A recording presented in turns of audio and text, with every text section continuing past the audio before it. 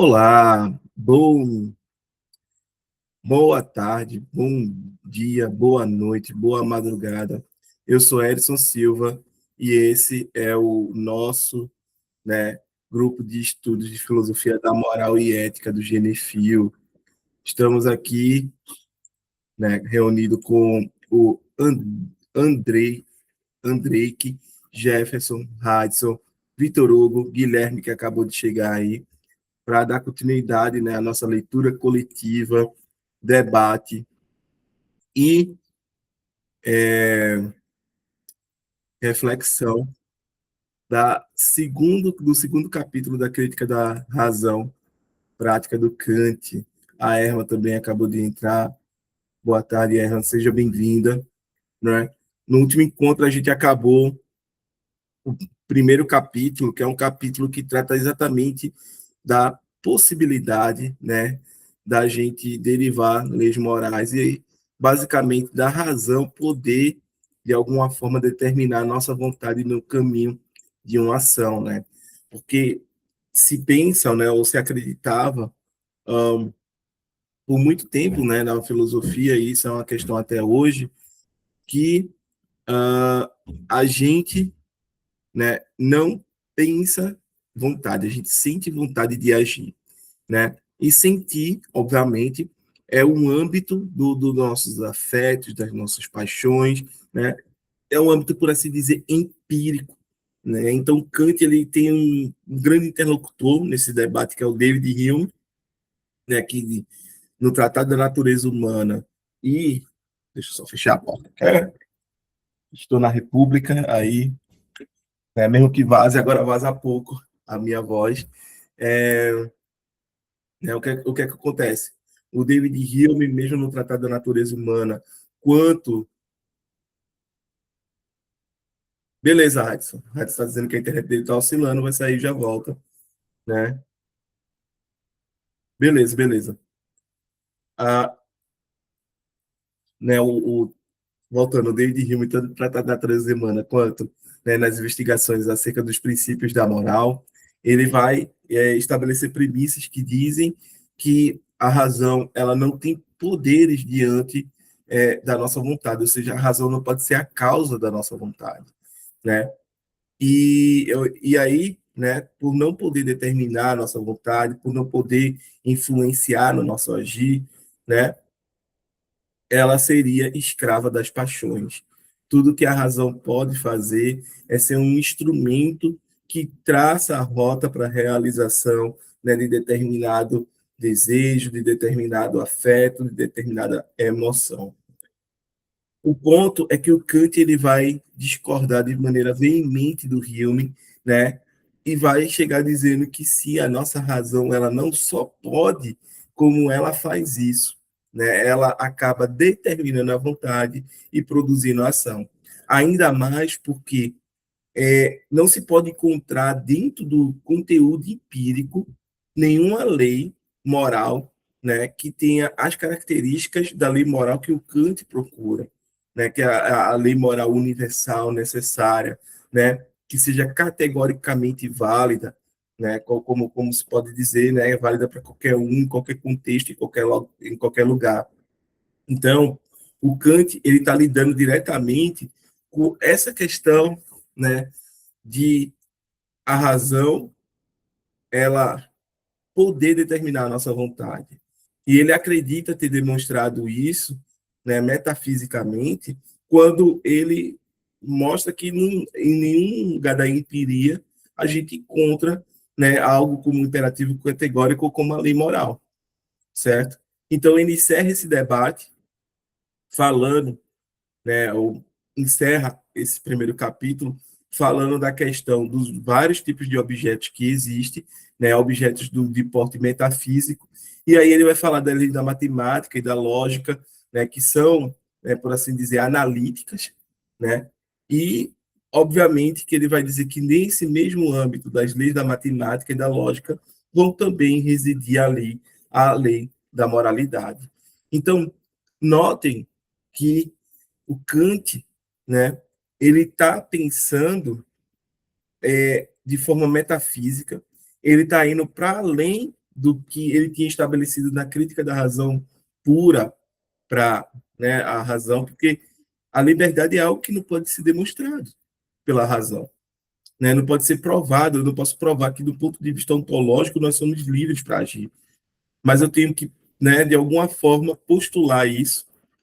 Caso contrário, eu não posso imputar responsabilidade a ninguém, e daí, obviamente, não pode haver, né, nenhuma ação que a gente possa dizer que seja moralmente válida. Então, o Kant ele precisa postular que nós somos livres para, a partir daí, né, poder fazer filosofia moral, ok? Mas aí temos também um outro aspecto que é importante. Por quê? Porque essa razão agora não é só uma razão teórica, especulativa, né, válida ali para os objetos do conhecimento. Mas essa razão ela passa a ser também uma razão prática, de tal forma que a gente pode definir razão para Kant como a faculdade humana de fundamentar conceitos e determinar a nossa vontade, né? Então, note que o Kant ele está, né, já estabelecendo algumas coisas, e aqui ele vai chegar até ser uma espécie é, de realista moral. Arthur Aquino. Eu não sei quem é um Arthur Aquino, cara.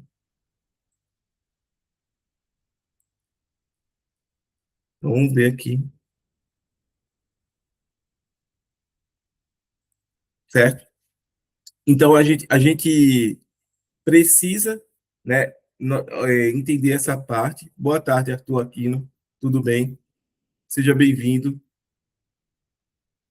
Tudo bem? Seja bem-vindo, Arthur. Estou apresentando aqui, certo, a esse segundo capítulo, porque qualquer coisa daqui a pouco pode se apresentar, pode levantar a mão aí, fazer questões, observações, etc. Ok? Então, né, o que a gente tem aqui?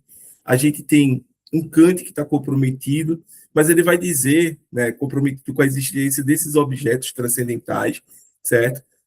Os quais muitas vezes a gente não consegue, né, ter um acesso imediato a eles, mas sim um acesso mediato, ou seja, a gente não tem um acesso direto a eles, mas sim um acesso indireto, né? E aí o ponto todo aqui é que o Kant, ele muitas vezes vai lembrar uma espécie de realista. Por quê? Porque ele vai dizer que a lei moral ela existe independentemente de qualquer ser humano viesse a existir ou não, né? Ou seja, ela é como se fosse uma existência em si, né? Ela é como se fosse uma coisa em si que está, né, no mundo nomênico e não no mundo fenomênico.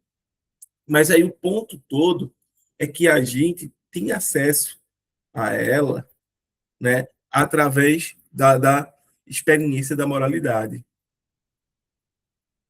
Chegou bem da parte né? É bem interessante, sim. Ainda bem, Arthur. Poderás contribuir bastante com a gente.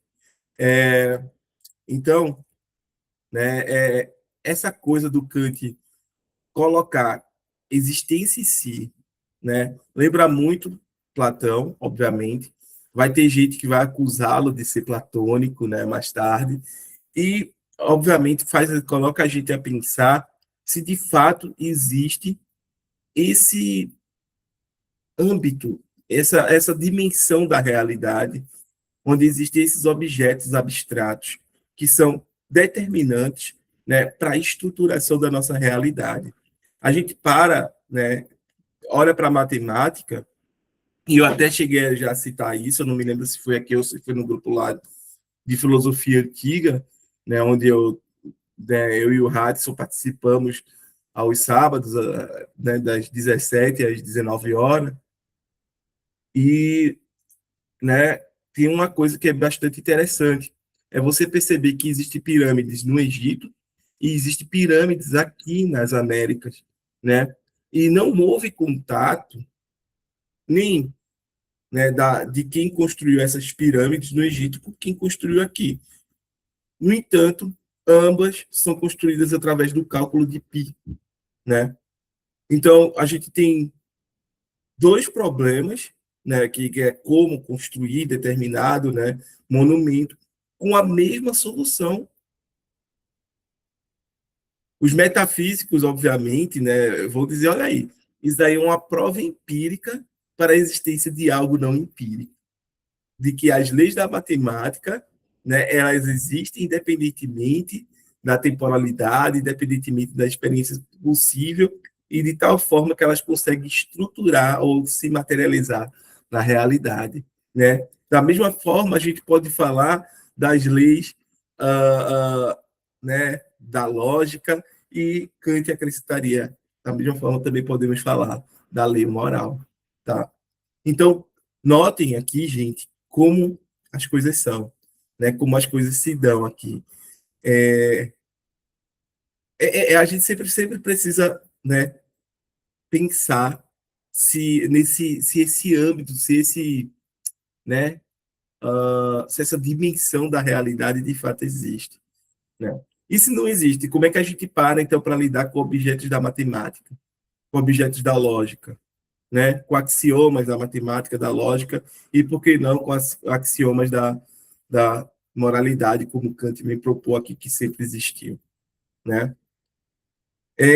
Outro ponto que também me chama muita atenção é que existe na ética, quem né, já leu um pouquinho sobre a história da filosofia moral, da ética, existe uma coisa chamada regra de ouro, que é não faça com o outro aquilo que você não quer que faça consigo mesmo.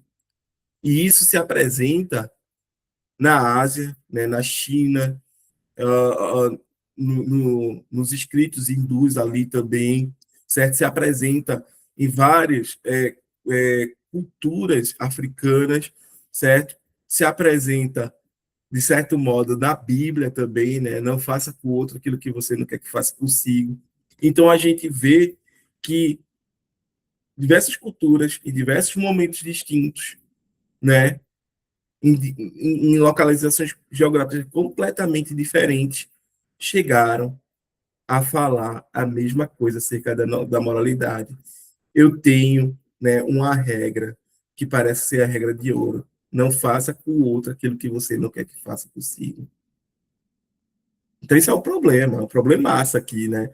Será como é que todo mundo chegou no mesmo princípio, chegou na mesma noção? Será que de fato existe um âmbito inteligível que a partir do momento quando eu coloco o meu intelecto, né, para ser exercitado, eu consigo alcançar esse âmbito, né? Ou será que isso tudo é uma mera coincidência aí, né? É algo que a gente tem que refletir, mas a gente já vai para esse capítulo que é do conceito de objeto da razão pura prática. Espera aí que tem alguém pedindo para entrar aqui. Gabriel Messias. Eu não sei quem é o Gabriel, cara. Enfim. Gente, alguém gostaria de falar alguma coisa? Andrei, que Arthur Aquino, que estão chegando hoje aí, né? Vocês gostariam de se apresentar? Sejam bem-vindos, ambos. Oi, tudo maravilha. Eu sou o Arthur, eu sou das ciências sociais, né? Sou formado já, né? Faz tempo. Eu já lecionei sociologia, disciplinas afins, né? E entrei para aprender um pouco mais, né, sobre realmente filosofia, né? Uma coisa muito importante, né, aqui nas ciências humanas, né? Todo mundo deveria estudar isso bem em profundidade, né? Para compreender até a própria área. Você falou, por exemplo, várias coisas que já me disparam, para usar uma linguagem de hoje em dia, né? Já me disparam já os gatilhos, né? Por exemplo, em diversas culturas aparece o número pi. Nossa, isso para o cientista social é uma coisa assim de interesse imediato, né? Uau, porque a questão da alteridade cultural, né? É algo candente e assim, o tempo todo sinalizante, né, para gente, né? Assim. Massa, que massa. E agora eu tenho uma perguntinha só. Então, Nós estamos na crítica da razão pura, é isso? Crítica da razão prática, da crítica Da da razão razão prática. prática. Deixa eu ver se tem esse livro aqui em casa. A Rapidinho. gente está na edição da editora Vozes, que é a tradução é da professora Bonique, da Unicamp. Ah, tá, da editora Se tu Voz. não tiver, a gente tem em PDF, está lá no nosso Drive. Ah, tá no Drive? Ah, tá. Não, Uhum. é que eu tenho dos pensadores aqui, mas eu acho que não é da razão prática, é da razão pura que eu tenho aqui. Os pensadores, se não me engano, têm razão pura, e A eu nem razão sei se está pura, né? completa. Eu nem sei se está Ah, é? completa aí. Olha, Uhum. que coisa, gente. Mas a Deixa crítica da razão pura é pesado também, para ler. Ah, É uma No empreitada. Pensadores, a crítica da razão pura é completo. É completa? Se for versão capa dura, entendi. qualquer versão capa dura, aliás, é completa. Agora, a capa cartonada é dividido. Ah, Gente, o que é perfeito. acartonado? Não sei. É aquela que é a mais comum que a gente tem, certo? É a Porque capa capa mole? dura isso, capa Ah, mole. então, ó, esse aqui, ó. Costurado no cantinho. Pronto. Esse Ah, aí é a crítica da razão pura completo. ah, tá, da razão pura. É isso mesmo. O pessoal diz que é a melhor tradução que fizeram até agora. É mesmo, olha só. Eu tenho essa Nossa. coleção Pensadores completa, assim, que o. Vixe, meus pais na época assinavam a Folha, né? Aí compraram Rapaz, o você fechado. é sortudo então, viu? Porque para achar É, é ouro. Mesmo é, essa versão pequena aqui, não, essa aqui é a versão pequena. é Não é quase o aquela, One Piece. não é É, aquela é, de é, a, 76, não. é a mais antiga, né? A última eu acho que foi a da capa vermelha. Ah, capa vermelha, né? Não eu tenho que estudar essas coisas aqui, ó. Tá tudo aqui só aguardando. Aí acho que vocês foram para mim como que se fala? Um incentivador, né? Que bom, que bom, que bom. Ainda bem. Arthur, tu é formado por onde, Arthur? Pela UFSCar, Pela UFSCar? É a Federal de São Carlos, não é de isso? São Carlos, é. Massa, massa. Que massa, velho. Que bom. Uhum. Que massa. E Andrei, e aí, quer se apresentar novamente aqui pra gente? Bom, meu nome é Andrei, que eu ocultei algumas coisas aqui da minha formação também, né? Além da formação em filosofia, eu sou psicólogo, né? Quando eu me formei em bacharelado em filosofia, eu fiz as duas juntos, né? Enquanto eu estava estudando psicologia, eu fiz o curso de filosofia na Unicap, que são só 3 anos, né? Aí deu para cursar legal. Mas eu senti que ficou brechas na formação, sabe? E aí eu resolvi fazer licenciatura na Universidade Federal. E aí tô rumando, né? Antes eu curtia muito Nietzsche, mas aí o Nietzsche não casa bem com Hannah Arendt, né? Que tem sido o meu objeto hoje de pesquisa. Já Hannah Arendt é uma kantiana de carteirinha, né? Kantiana, aristotélica, né? A galera É, vai dizer que ela tem um pouco de tudo aí, até de Hegel ela tem, né? Vamos dizer aí. Mas é bom, interessante. Interessante, tu tá fazendo graduação, tu tá em qual período? rapaz, aí é que tá. Por conta dessa vida agitada, né? Porque eu trabalho no plantão noturno, eu acabei ficando desperiodizado, né? Então, tô pagando disciplina do terceiro período, pagando disciplina do quarto, do primeiro. Então, eu tô sem período. Perfeito, perfeito. Então, Andrei e Arthur, né? Sejam bem-vindos aí. Espero contribuir bastante para a formação de vocês, né? Que o grupo seja um local, né, onde vocês possam se desenvolver bastante e também contribuir com a gente, porque são duas pessoas que já têm, né, uma graduação, então, né, não estão chegando aqui como a gente diz, né, com as mãos vazias, estão chegando aqui com muito, né, com muita coisa, com muita carga, e eu tenho certeza que vão poder contribuir, né? No mais, é um prazer estar com todos vocês aqui, Erma, Jefferson, Radson, Vitor, Guilherme, né, para dar essa continuidade. É, é sempre um prazer, entendeu? A gente discutir aqui, debater o Kant, e, né, gostaria de saber se vocês têm alguma coisa a colocar. O Vitor está falando aqui em Minas Gerais, né? Porque eu tô em BH, né? Estou em BH, galera. Já estou em curso aqui, né? Lorena, SP, Jefferson. É isso, a galera tá, né? O Rádio é do Amazonas. E nossa, a Erma é de Campo Grande, né, Mato Grosso. É Mato Grosso do Sul, né? MS Mato Grosso do Sul, né? Muito bom. Brasil Então, todo tá aqui. porque se você fala Mato Grosso aqui no estado, o pessoal já berra com você do sul. Mato Grosso do Sul. É, o pessoal é meio É, estressado com isso. tá certo, mas tá certo porque tá defendendo a sua identidade, rapaz. Tá defendendo a identidade É, do Estado, certíssimo. Né? Vai dizer para um pernambucano que ela é baiana para ver a briga que dá. é Mas é verdade. bom, Vai viu? falar que é tudo igual, né? É. É. Mas é isso. Galera, vocês gostariam de fazer alguma questão, colocar alguma coisa antes de a gente iniciar a leitura, ou a gente inicia a leitura e aí depois vocês vão colocando? Pode ficar à vontade, tá? De boa. Olha o Guilherme aí. Vamos lá. O Guilherme colocou um parágrafo aqui bem grandão aqui para gente. Abre aspas, né? Eu só gostaria de fazer uma observação sobre as pirâmides. Primeiramente, é um tipo de edifício mais difícil de se construir geometricamente. No entanto, há alguns méritos que os antigos possuíam e que nós não temos, como, por exemplo, construir paredes super resistentes sem usar qualquer tipo de concreto. Dizer que as pirâmides são uma experiência empírica que demonstra o não empírico é problemático, até porque nós hoje não conseguimos reproduzir grande parte dos conhecimentos dos antigos. Perfeito, perfeito, Guilherme. E eu tenho que te lembrar que isso se dá muito por conta bem, pelo menos ao que se coloca historicamente, né, de ter incendiado a biblioteca de Alexandria, né? Muito do conhecimento que se havia foi perdido ali, inclusive até obras de grandes pensadores antigos, né, foram perdidos.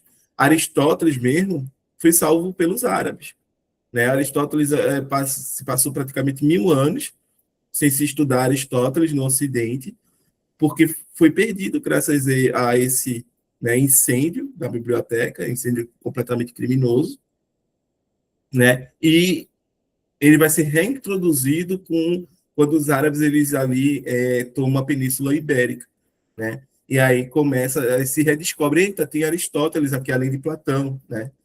Então, assim, muita coisa, muito conhecimento foi perdido, né? Através desse fato histórico aí.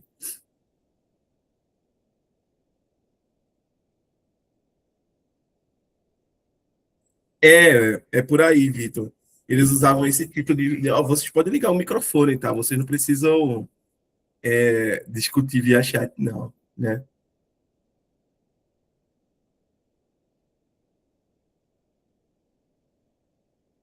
Exato, exato.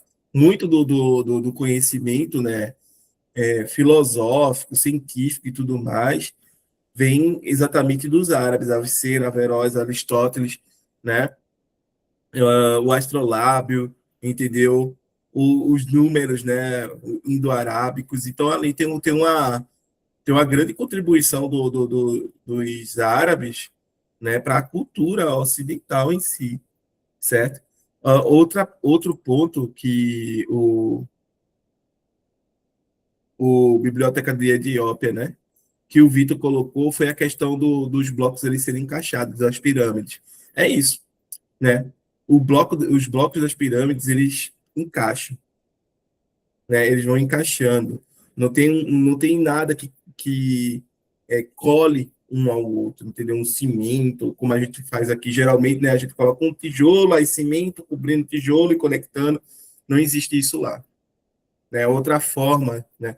Agora, sim, os caras, eles tinham tudo tão bem planejado e, né, por onde havia entrada de ar, por onde passava a luz natural do sol, né, por onde eles podiam observar, por exemplo, eclipses lunares, porque também, né, era o ponto de observação, né, dos astros. Então, tipo, tudo isso era planejado por eles.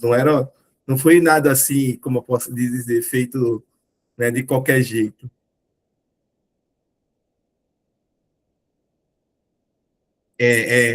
Agora, a Discovery Channel já disse que podia ser extraterrestre, né? Que construiu as pirâmides. Meu Deus do céu. Lasca essas coisas, né?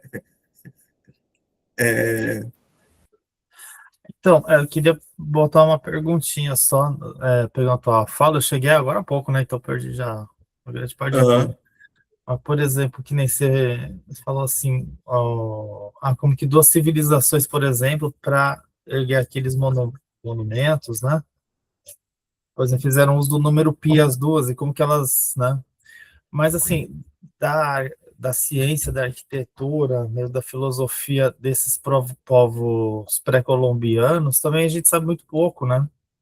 Ou não sei, né? Como é que a gente pode ter certeza que foi a trigonometria, por exemplo, que os gregos já vinham desenvolvendo, né?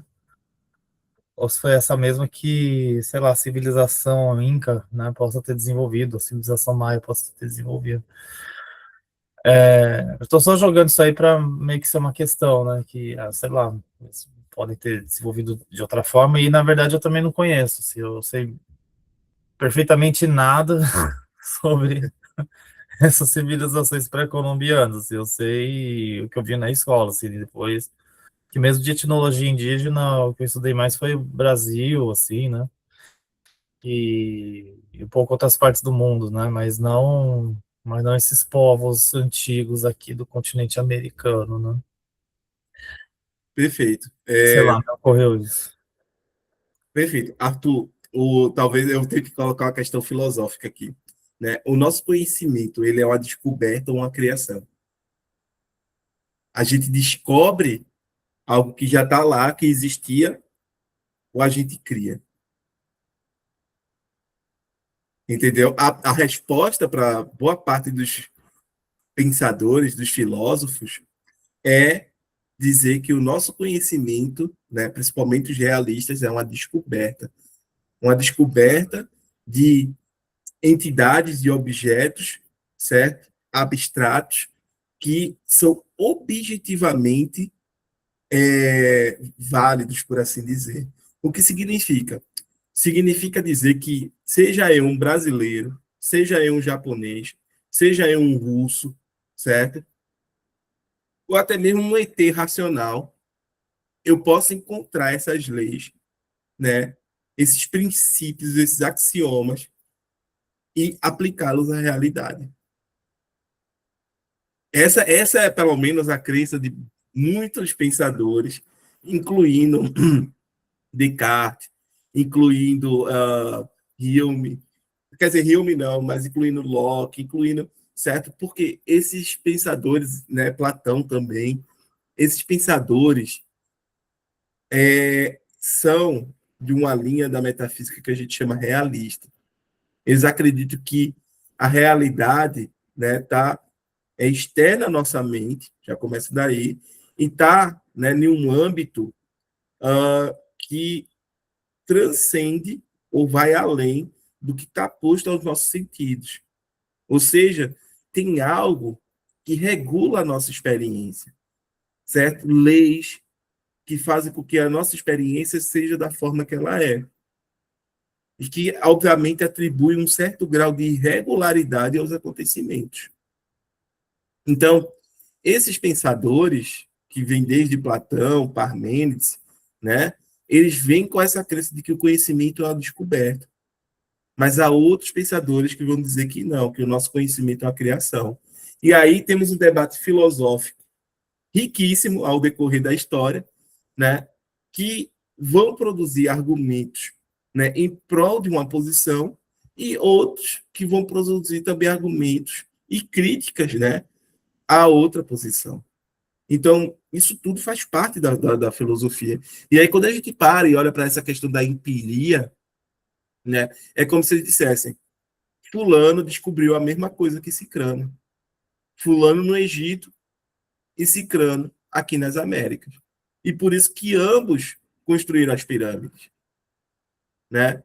E isso é muito comum, diga-se de passagem, em física, ali no século XIX, mais para cá, quando a gente vê, por exemplo, os caras eles chegando nos mesmos cálculos, estando em, né, locais diferentes, acerca, por exemplo, da energia atômica, acerca de umas questões da física, da química, etc.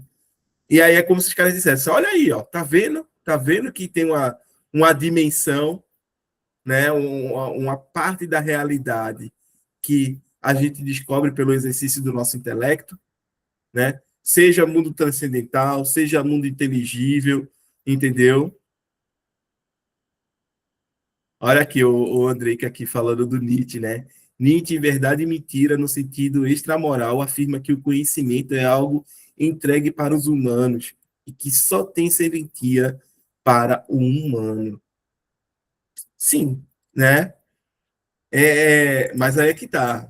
O ponto é que a gente tem essa coisa que a gente chama de razão, e a gente saber ou não definir, parece que ela é muito útil para produzir muita coisa, certo? E aí a gente pode pensar na possibilidade, se Deus e os anjos vierem a existir, eles estariam nesse âmbito também, desses objetos, entendeu? Abstratos que a gente só conseguiria ter acesso mediante o exercício do nosso intelecto. Pelo menos é o que se coloca, não é algo que está dado, né? Aqui para o Kant, certo? E aí, gente, mais alguma questão, mais alguma observação?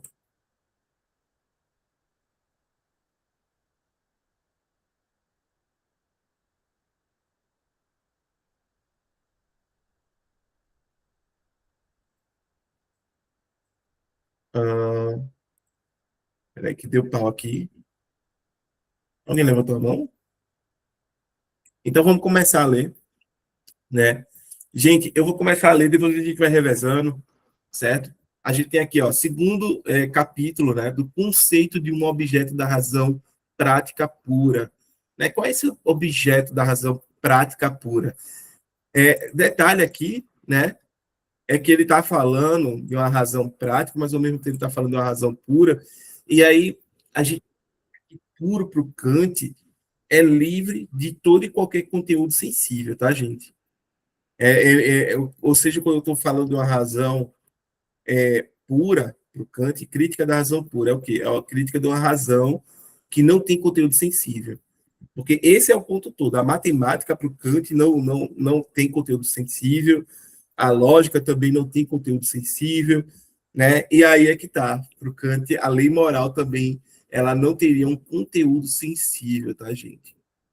Mas vamos dar uma olhada aqui nesse primeiro parágrafo e logo a gente começa a debater, a refletir. Perfeito? Por um conceito da razão prática, eu entendo a representação de um objeto como um efeito possível pela liberdade. Ser um objeto do conhecimento prático, enquanto tal significa, portanto, apenas a relação da vontade com a ação pela qual esse objeto, ou o seu contrário, seria tornado efetivo. E o julgamento sobre algo ser ou não um objeto da razão prática pura consiste apenas em distinguir a possibilidade ou impossibilidade de querer a ação pela qual, se tivéssemos capacidade para tanto, sobre isso a experiência tem de julgar. Certo objeto tornar-se-ia efetivo. Se o objeto é admitido como fundamento de determinação da nossa faculdade de desejar, então a sua possibilidade física, pelo uso livre de nossas forças, tem de preceder o julgamento sobre ele ser ou não ser um objeto da razão prática. Pelo contrário, se a lei pode ser considerada a priori como fundamento de determinação da ação e, portanto, se essa ação pode ser considerada como determinada pela razão prática pura, então o juízo sobre algo ser ou não o objeto da razão prática é totalmente independente da comparação com a nossa capacidade física, e a questão consiste apenas em saber se nos é permitido querer uma ação dirigida à existência de um objeto, caso esse objeto estivesse em nosso poder. Por conseguinte, a possibilidade moral tem de preceder a ação, pois então o fundamento de determinação da ação não é o objeto, mas a lei da vontade. Ok? Kant sendo Kant aqui. Traduza. Eu tenho que falar traduza, porque tipo assim, nesse caso eu me sinto um falante de uma língua extraterrestre, e aí eu preciso que você, que já tem o conhecimento desse português, desse grego aí, traduza, porque buguei. Ele gosta de complicar, né? Ele gosta de complicar. O Kant tem hora que ele escreve que é uma maravilha, que chega a dar gosto de ler. E tem hora que ele mete uma dessa aqui, entendeu? Para assustar todo mundo. E aí, o que a gente faz? Né? A gente tenta compreender. Primeiramente, vamos por parte, né? Vamos tentar entender aqui um pouquinho linha a linha, né?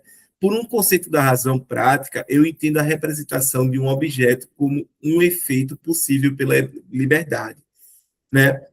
O que é liberdade para Kant, que é o primeiro ponto? Liberdade consiste no ato, né, da gente determinar a nossa vontade pela nossa própria razão. Ou seja, sou eu mesmo, né, determinando, legislando para mim mesmo quais são os princípios, quais são, né, as máximas que irão guiar a minha ação. Mas só que essas máximas, para ter valor de moralidade, elas têm que estar de acordo com o imperativo categórico, certo? Qual é o ponto que ele vai... Perfeito. Liberdade, né, ela está para a autonomia da razão, né? Porque é quando eu sendo autônomo, sou eu, né, auto, que determino para mim mesmo quais são as normas que, né, vão guiar o meu comportamento no interior das relações sociais, ok? Aí ele vem agora para essa coisa gigante aqui que ele escreve, né? Ser um objeto do conhecimento prático enquanto tal significa, portanto, apenas a relação da vontade com a ação pela qual esse objeto, ou o seu contrário, seria tornado efetivo. E o julgamento sobre algo ser ou não um objeto da razão prática pura consiste apenas em distinguir a possibilidade ou impossibilidade de querer a ação pela qual se tivesse capacidade para tanto. Sobre isso, a experiência tem de julgar. Certo objeto tornar-seria efetivo, né? O que é que ele está querendo dizer aqui, meu Deus? Né? O que é que o Kant está querendo colocar? Ser um objeto do conhecimento prático. Enquanto tal, significa, portanto, apenas a relação da vontade com a ação pela qual esse objeto, né, seria tornado efetivo, ok? Tem que ler isso aqui porque, certo? Esse ponto aqui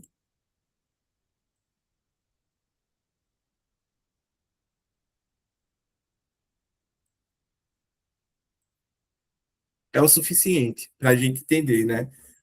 Apenas, ó, ser um objeto do conhecimento prático, enquanto tal significa apenas a relação da vontade com a ação pela qual esse objeto seria tornado efetivo, ok?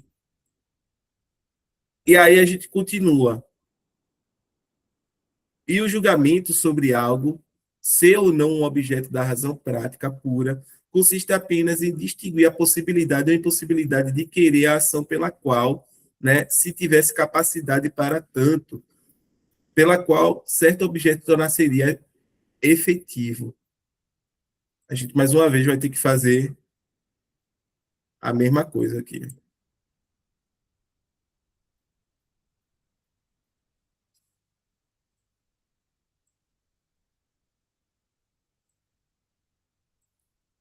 Aí, beleza. O que é isso, então? Beleza. O objeto, né, ele só vai se tornar objeto na medida que eu torno ele efetivo, né? Se o objeto é admitido como fundamento de determinação de nossa faculdade de desejar, e aí tem um problema gigante, esse objeto ele é determinado como fundamento de determinação da nossa faculdade de desejar. O que é a faculdade de desejar, minha gente? A nossa vontade, certo? A nossa vontade é essa faculdade, ok? Então, a sua possibilidade física pelo uso livre de nossas forças tem de preceder o julgamento sobre ou não um objeto da razão prática, né? Sobre ele ser ou não um objeto da razão prática. Então, aqui, ele já está dizendo, beleza, eu tenho que fazer um julgamento antes, já que, né, se o objeto é admitido como fundamento da determinação da nossa faculdade de desejar, então a possibilidade física pelo uso livre de nossas forças tem de preceder o julgamento sobre ele, ser ou não um objeto da razão prática, tá? Vitor, a gente está no meio do parágrafo, mas pode falar. Deixa eu ver se eu entendi essa questão, então. Vamos supor esse objeto, que é o fundamento da vontade. Então, deixa eu pensar. O que pode ser esse objeto que fundamenta a vontade, por exemplo? Você consegue me dar um exemplo? Tipo assim, de algo que fundamenta a vontade? Bem, aí é que tá. A nossa vontade, ela pode ser determinada pelos nossos afetos, emoções, né? Pode vir a ser determinada pelos nossos instintos, né? E pode ser determinada também pela nossa razão. Pelo menos é esse o argumento do Kant o tempo todo. Porque lembre-se, o Hume é o grande interlocutor do Kant aqui, certo? E é o cara que diz que a razão não pode fazer nada a respeito da nossa vontade. Se eu sinto vontade de fazer alguma coisa, a razão ela não pode se contrapor a isso, certo? Só o que se pode contrapor a um desejo, a um afeto, para o Hume, é outro afeto, certo? E aí a gente vai ter um choque de desejo.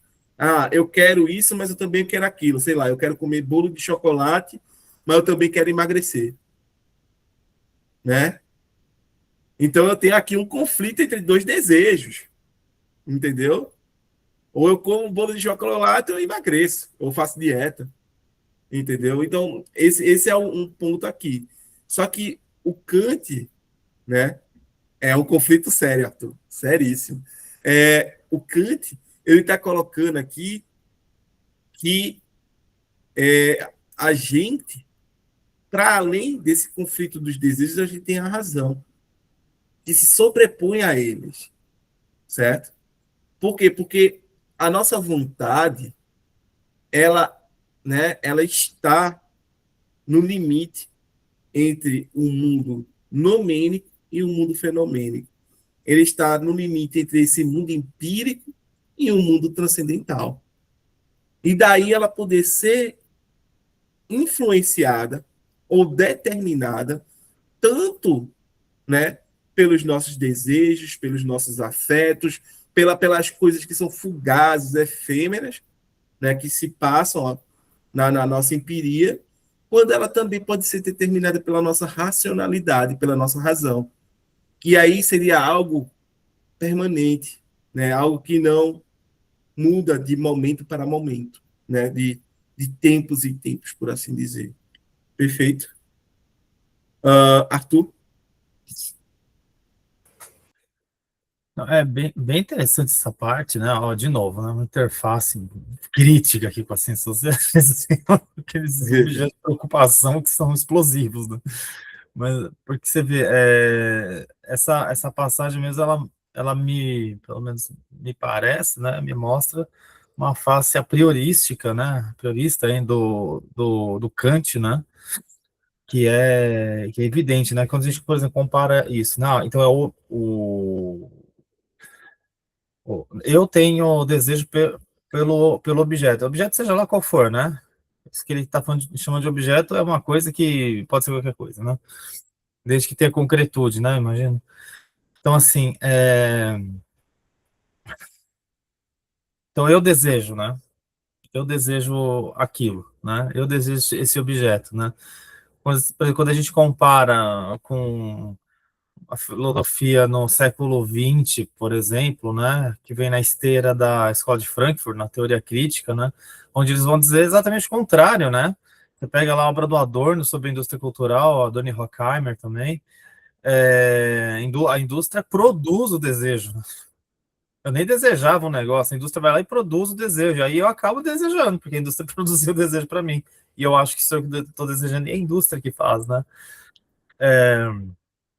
Perfeito, Achei perfeito. essa passagem bem, vamos dizer, bem crítica, porque dá para a gente conversar sobre isso, talvez, o domingo todo, né? O que é um desejo, o que é uma necessidade, eu tenho desejo das coisas, ou será que produziram, né? Eu sei que no alemão daria até para traduzir das duas formas, né? Ou produzir o gosto, né? Ou fabricar o gosto, lá no caso, né? Dos frankfurtianos, né? Agora, aqui é curioso isso, né? Como o Kant ele dá de barato que não, né? Que realmente eu, né, desejo aquele objeto, e ainda que esses desejos estejam em conflito, né? Como você bem colocou aí. Eu vejo nisso, Isso. apesar do Kant ser um crítico do iluminismo, mas eu vejo nisso, por exemplo, parece que uma reverberação do iluminismo, né? O indivíduo como sede de poder, razão e julgamento, é o indivíduo ali, né? O indivíduo tropocêntrico, né? O Kant ele é crítico de uma certa forma de iluminismo, mas em certa medida ele é iluminista ainda. Porque, veja só, né, qual é a tese do iluminismo? Eu tenho a razão, né, e a razão vai expulsar as trevas da ignorância, né, vai expurgar as trevas da ignorância. E o Kant ele vai dizer, ok, mas essa razão ela tem feito coisas, né, produzido debates metafísicos que são debates infindáveis, entendeu? Que onde a gente não chega a conclusão nenhuma e a gente não tem critério para decidir quem está certo e quem está errado. Isso porque a razão está se metendo em campos que ela não pode arbitrar, né? Que está para além dos poderes dela. Então, o que a gente precisa? A gente precisa fazer uma crítica dessa razão, certo? Para estabelecer quais são os limites de conhecimento dela. Até onde a razão pode conhecer, até onde ela pode arbitrar, né? E aí, por isso que o Kant ele vai fazer essa parte crítica dele, né? Que é exatamente dizer, olha, a razão é limitada até aqui. E toda a metafísica que veio antes, utilizando a razão, é uma metafísica, como é que eu posso dizer? É uma metafísica dogmática, né? Não no sentido religioso, mas no sentido filosófico da palavra, do termo, que acabou tendo um mau uso da razão, acabou utilizando a razão para além dos limites dela, certo? E forçando a conhecer algo que ela não pode conhecer, forçando a arbitrar sobre questões que ela não pode responder, por assim dizer, né? Deus existe, Deus não existe, não está dentro dos limites da razão responder isso. Isso é uma questão de fé, não é uma questão de razão, diria Kant. Certo? Mas só que com isso, ele também, né, é aquela coisa, a liberdade. Como é que eu demonstro que eu sou livre? Está para além dos limites da razão também, Kant diria. Né? E aí lascou. Se eu não tenho liberdade, como é que eu vou falar de moralidade? Como é que eu vou falar de política? Como é que eu vou falar de direito? Porque eu não posso imputar a ninguém a responsabilidade pelos seus atos, já que não é livre para escolher. Entendeu? Então, essa é a sacada toda. Só que aqui ele vai dizer que não, olha, eu tenho uma razão prática. A partir do momento que eu sou um sujeito racional e que eu tenho a capacidade de determinar a minha vontade, as minhas ações através das leis que eu descubro por via da razão, então parece que eu tenho uma coisa chamada autonomia e eu posso ser responsabilizado a partir disso, né? Não, perfeito. Olha o Jefferson aqui no chat, né? Às vezes parece que entender Kant está fora dos limites da razão também. Ótimo, Jefferson. Ótimo, ótimo. Ok. Mas, enfim, eu te respondi, Arthur. Sim, sim, Não, igual eu falei, né? Se a gente enveredar só por esse matiz aí, vai o domingo inteiro, né? Vamos dizer, também tem que botar um limite na razão disso aí, tem que botar um limite na questão. O Kant coloca limite, mas para depois ele meio que retira esse limite, porque ele precisa falar de ética e de moralidade, né?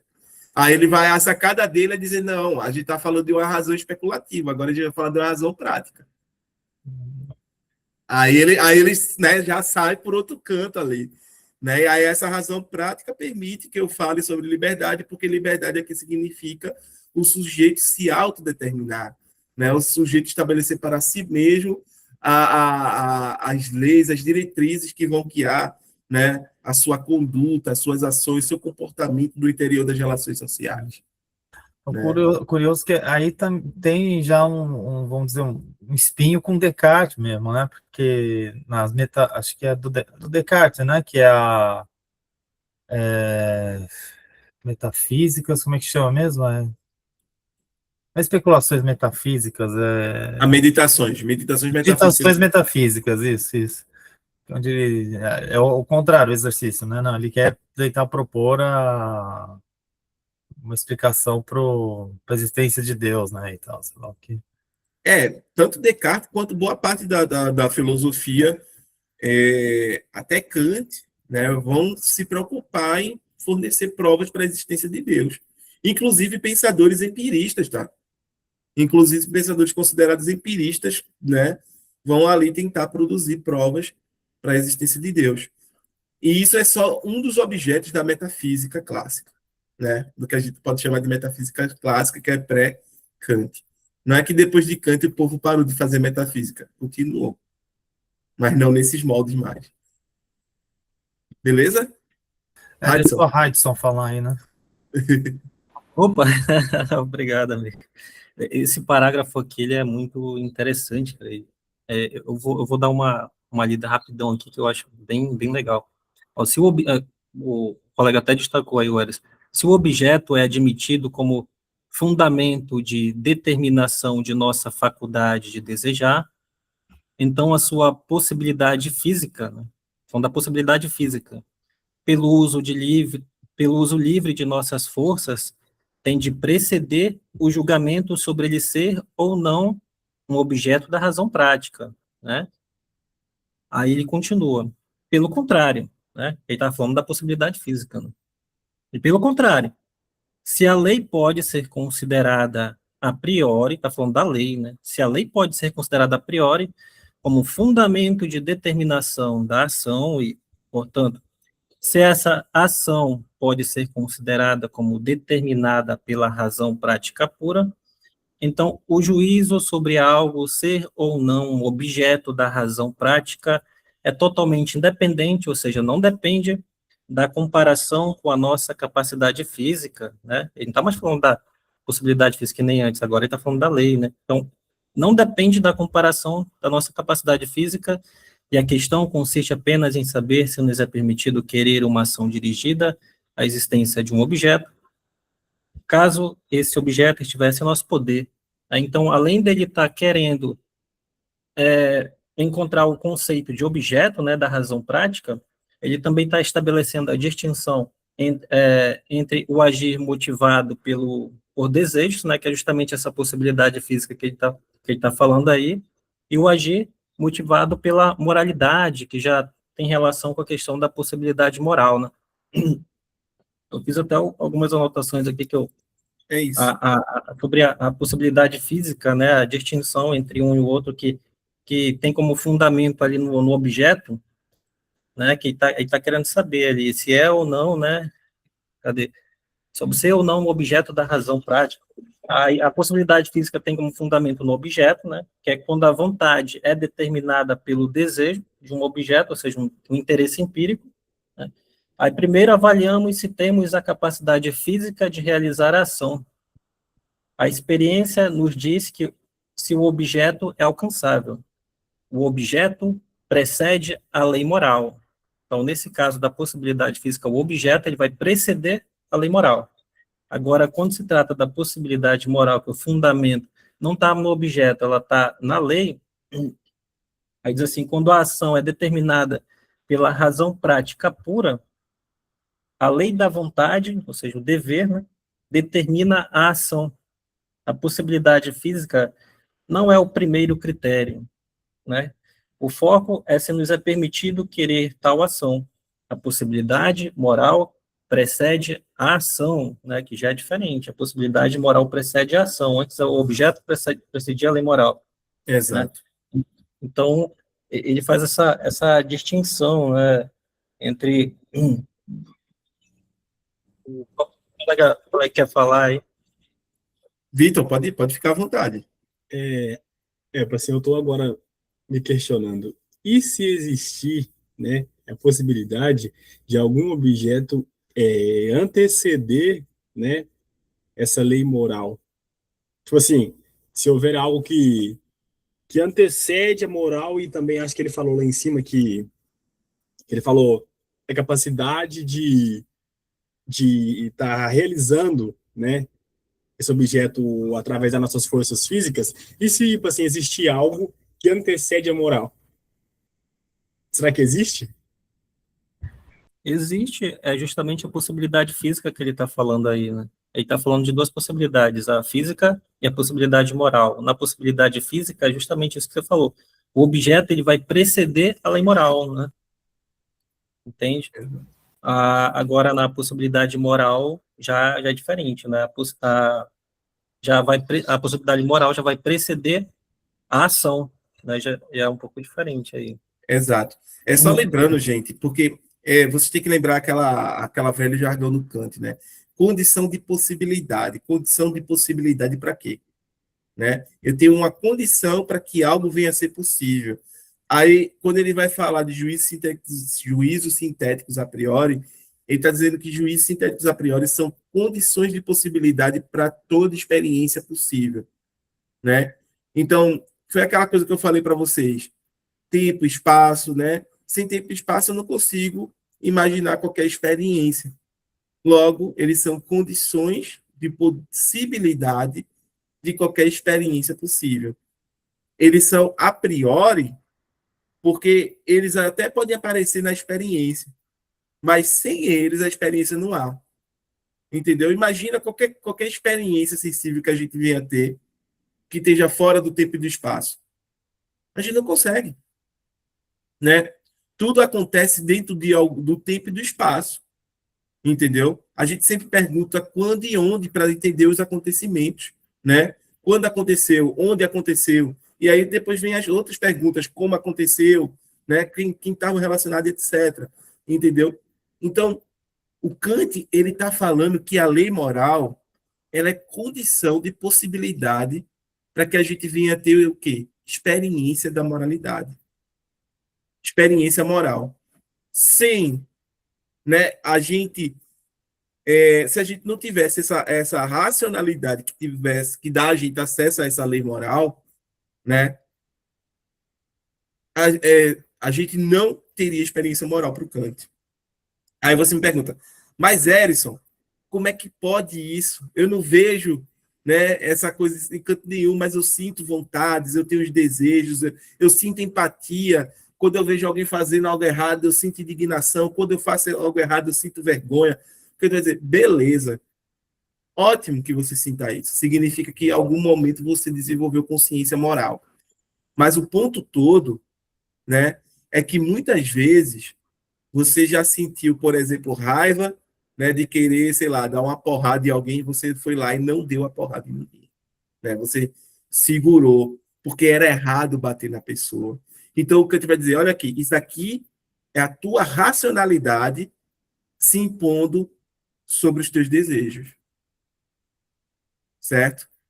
Você fez porque não era, ou melhor, você não fez porque não era correto fazer. Entendeu? Mesmo sentindo vontade, mesmo estando ali, né, naquele momento né, de raiva, de fúria, entendeu? O Arthur aqui pode falar, tá? E Guilherme também, pode ficar à vontade. Pode falar, Guilherme. Então, só fazendo uma observação, né, porque a gente também precisa fazer essa breve distinção, não sei até que ponto ela é relevante, né? Eu posso sentir uma tremenda vontade de dar um soco na cara de uma pessoa e não dá. mas isso não significa que foi a minha razão que me condicionou a isso. Pode ter sido medo, né? Pode ter sido medo que refreou esta vontade que eu tinha, né? Então, ou medo de ser preso. Então, assim, significa porque a racionalidade, né, entendo eu, que eu preciso saber justificar racionalmente o porquê que eu não dei o soco no cara, o porquê que essa ação é incorreta. E uma questão, né, grande parte dos nossos valores provém do cristianismo, né? E o Kant, bem ou mal, ele não desvincula a moralidade da moralidade cristã. Então, grande parte, se a gente perguntar, tá, mas e o princípio formal do imperativo categórico? O que legitima o imperativo categórico ser ele? Né? Como que eu reconheço a humanidade em outro humano para não utilizar ele como meio? Né? Se a gente for observar, a grande parte é mais uma construção iluminista, né? Onde que eu não utilizo outros humanos como meios para os meus fins, do que algo como fruto da própria racionalidade. Então, assim, é meio conturbado, percebo eu, essas delimitações dentro do próprio Kant. Né? Eu gostaria de saber o que vocês pensam sobre isso. Não, é exatamente por aí, Guilherme. Primeiro, porque o Kant ele parte da premissa de que a gente tem total clareza de todos os acontecimentos que se dão na nossa mente, certo? Sejam eles acontecimentos passionais, né, emotivos, ou da própria razão, entendeu? E aí, o ponto todo é como se, tipo, a gente teria clareza, né? A gente teria consciência, por assim dizer, dos motivos que nos levaram a agir de determinada forma ou que nos impediram de agir, entendeu? Para o Kant, o cara que né, sei lá, não deu uma porrada na outra pessoa, não deu um soco, né? Ele teria clareza que fez isso ou por medo, né, ou melhor, que não fez isso ou por medo de sofrer alguma sanção, né? De ser punido juridicamente por isso, né? Ou por ser retaliado depois, uma vingança, etc., né? Ou porque não é correto. A pessoa teria essa consciência, entendeu? Teria esse grau de consciência, porque não existe nada que restrinja o acesso dela aos seus estados mentais e a toda a dinâmica, né, de processos mentais que existe em nós, entendeu? A gente teria clareza disso. Para o Kant ainda não se ponha o inconsciente.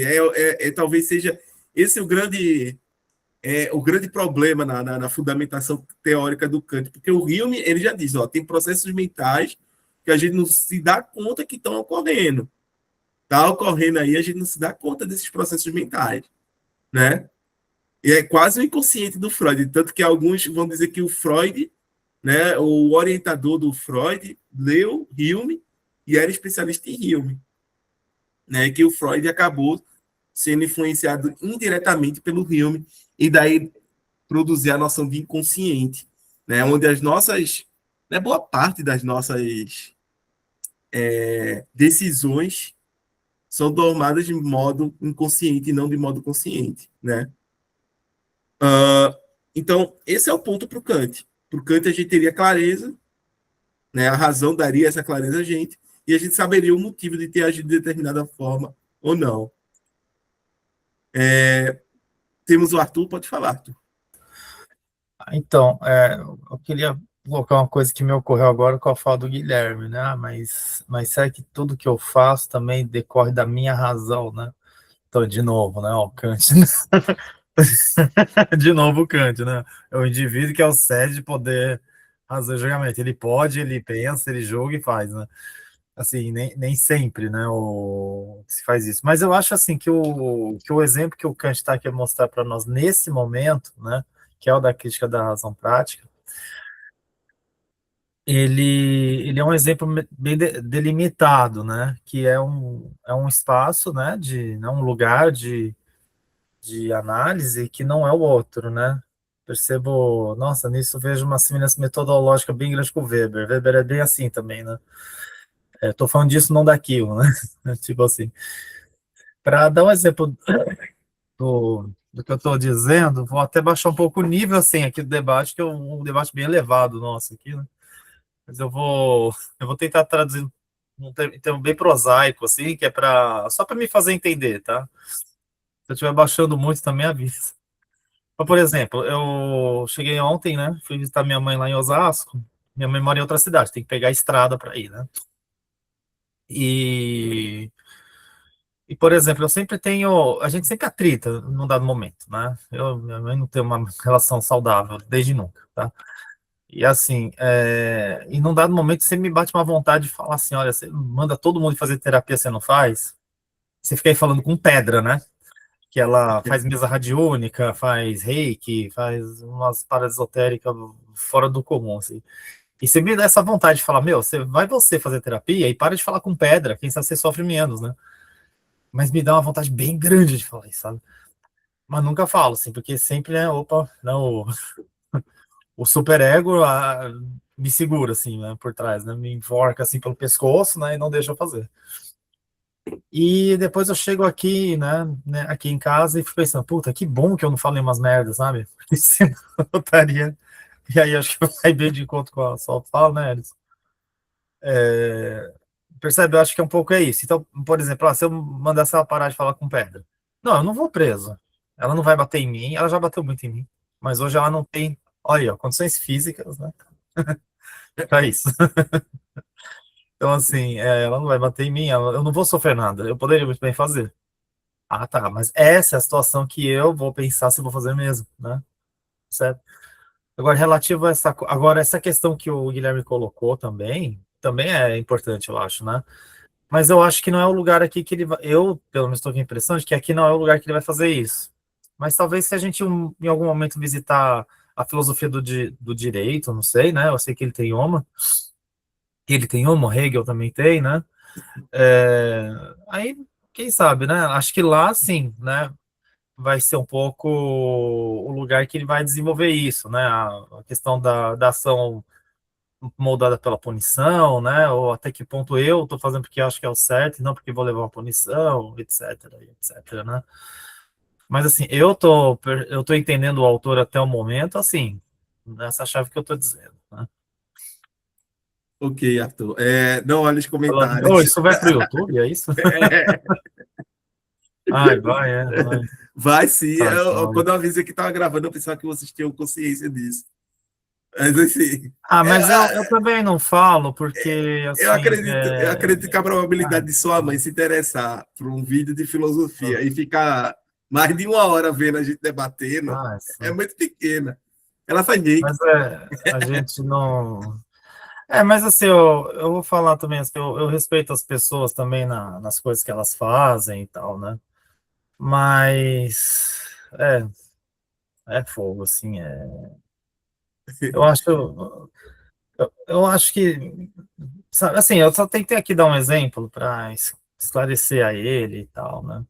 Entendi. Mas Mas assim, também se talvez eu você. disser, mas também se eu dissesse, não estaria sendo sincero, entendeu? Não estaria assim sendo sincero assim na coisa, né? Né? Então assim, é só para dizer que puta, meu, depois passada a raiva, você vê o nível de raiva é muito grande, né? Mas depois também passada a raiva, me vem esse alívio, assim, ai, que bom que eu não fiz. Você entendeu? Esse que é o ponto.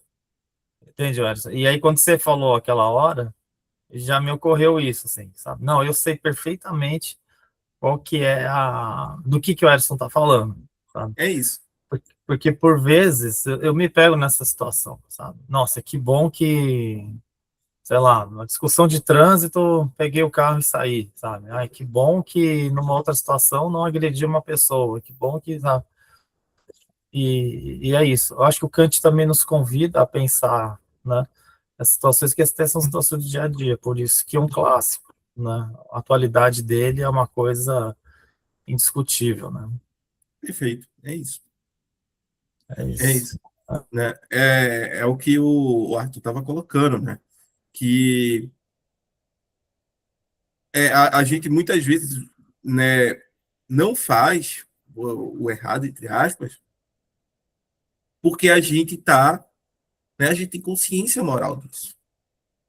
entendeu? No caso dele, qual era a punição? Nenhuma, né? Nenhuma. Entendeu? Juridicamente nenhuma, ela não poderia bater, etc. Né? E ele provavelmente, né, descarregaria lá a raiva dele, né? Mas, moralmente falando, depois seria ruim. E ele entende isso. Entendeu? Então, isso daí é um dos exemplos, tá, gente? Que pode, que os kantianos vibram, né? Nesse momento, os kantianos estão, né, Brasil afora, comemorando um gol, né? Como se fosse na final de Copa do Mundo, né? Vitor. Algo interessante, que eu acho que a gente estava falando ainda um pouco antes, né? É essa questão de quando o indivíduo ele não pode ser julgado pela razão, né? Pelo que aquilo que ele deixou de fazer ou não. E eu acho que o Kant também fala, né?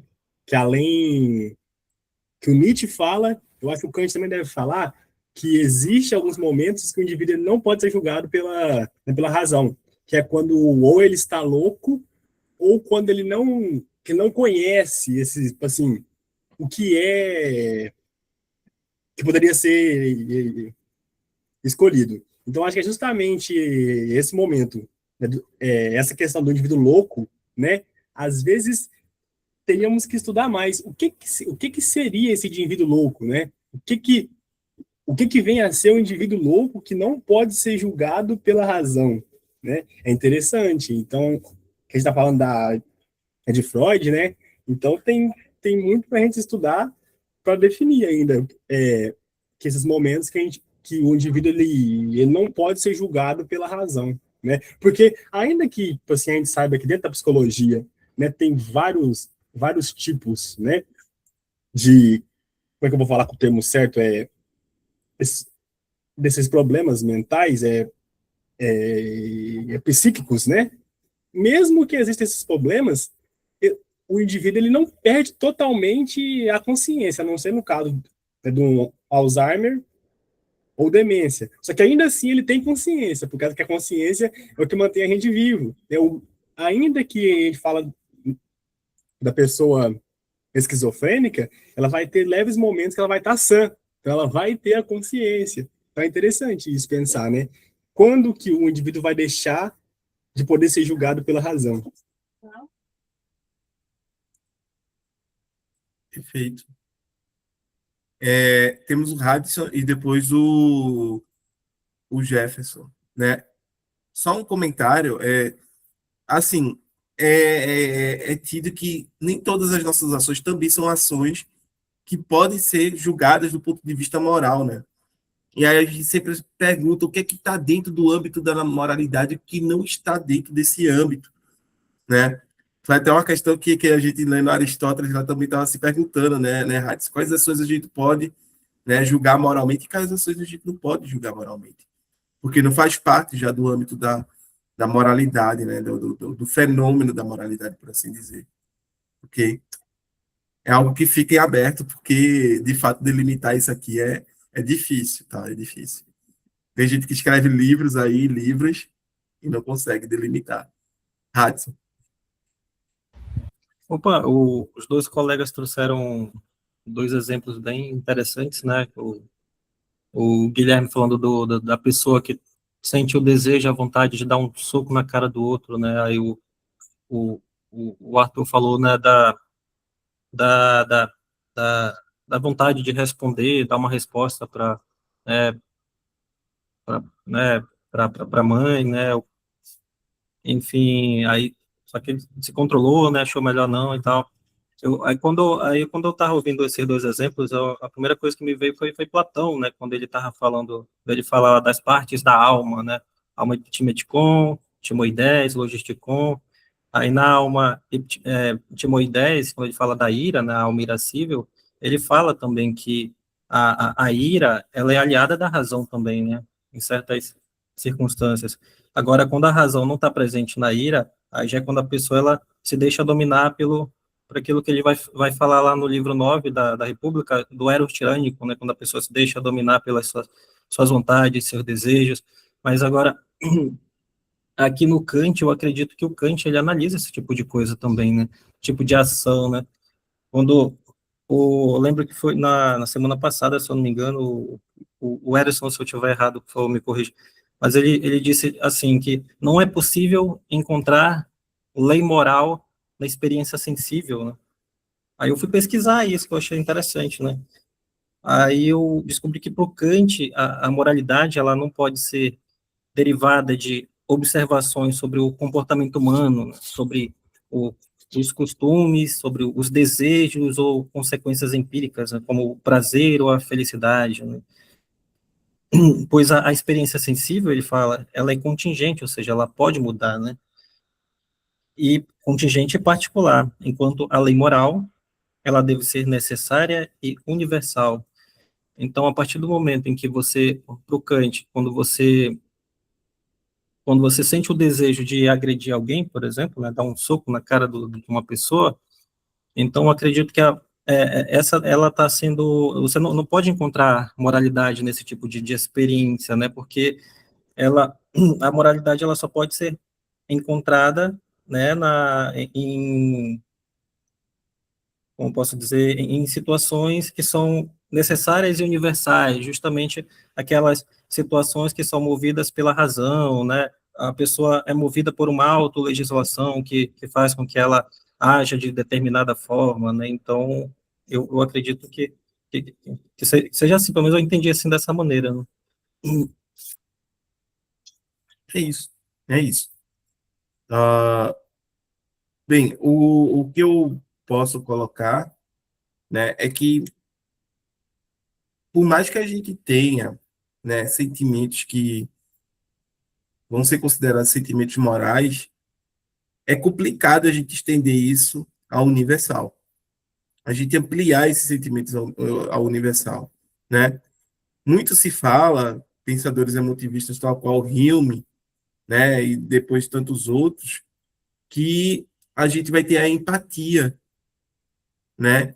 E através da empatia a gente poderia solucionar, né, diversos problemas morais, poderia se até derivar, né, alguns deveres morais a partir dessa condição de empatia que a gente tem. No entanto, né, a empatia ela é limitada, ela é bastante limitada, entendeu? A gente pode se sentir, como posso dizer, a gente pode sentir empatia por pessoas que estão próximas. Quantos mais distante essa pessoa, né?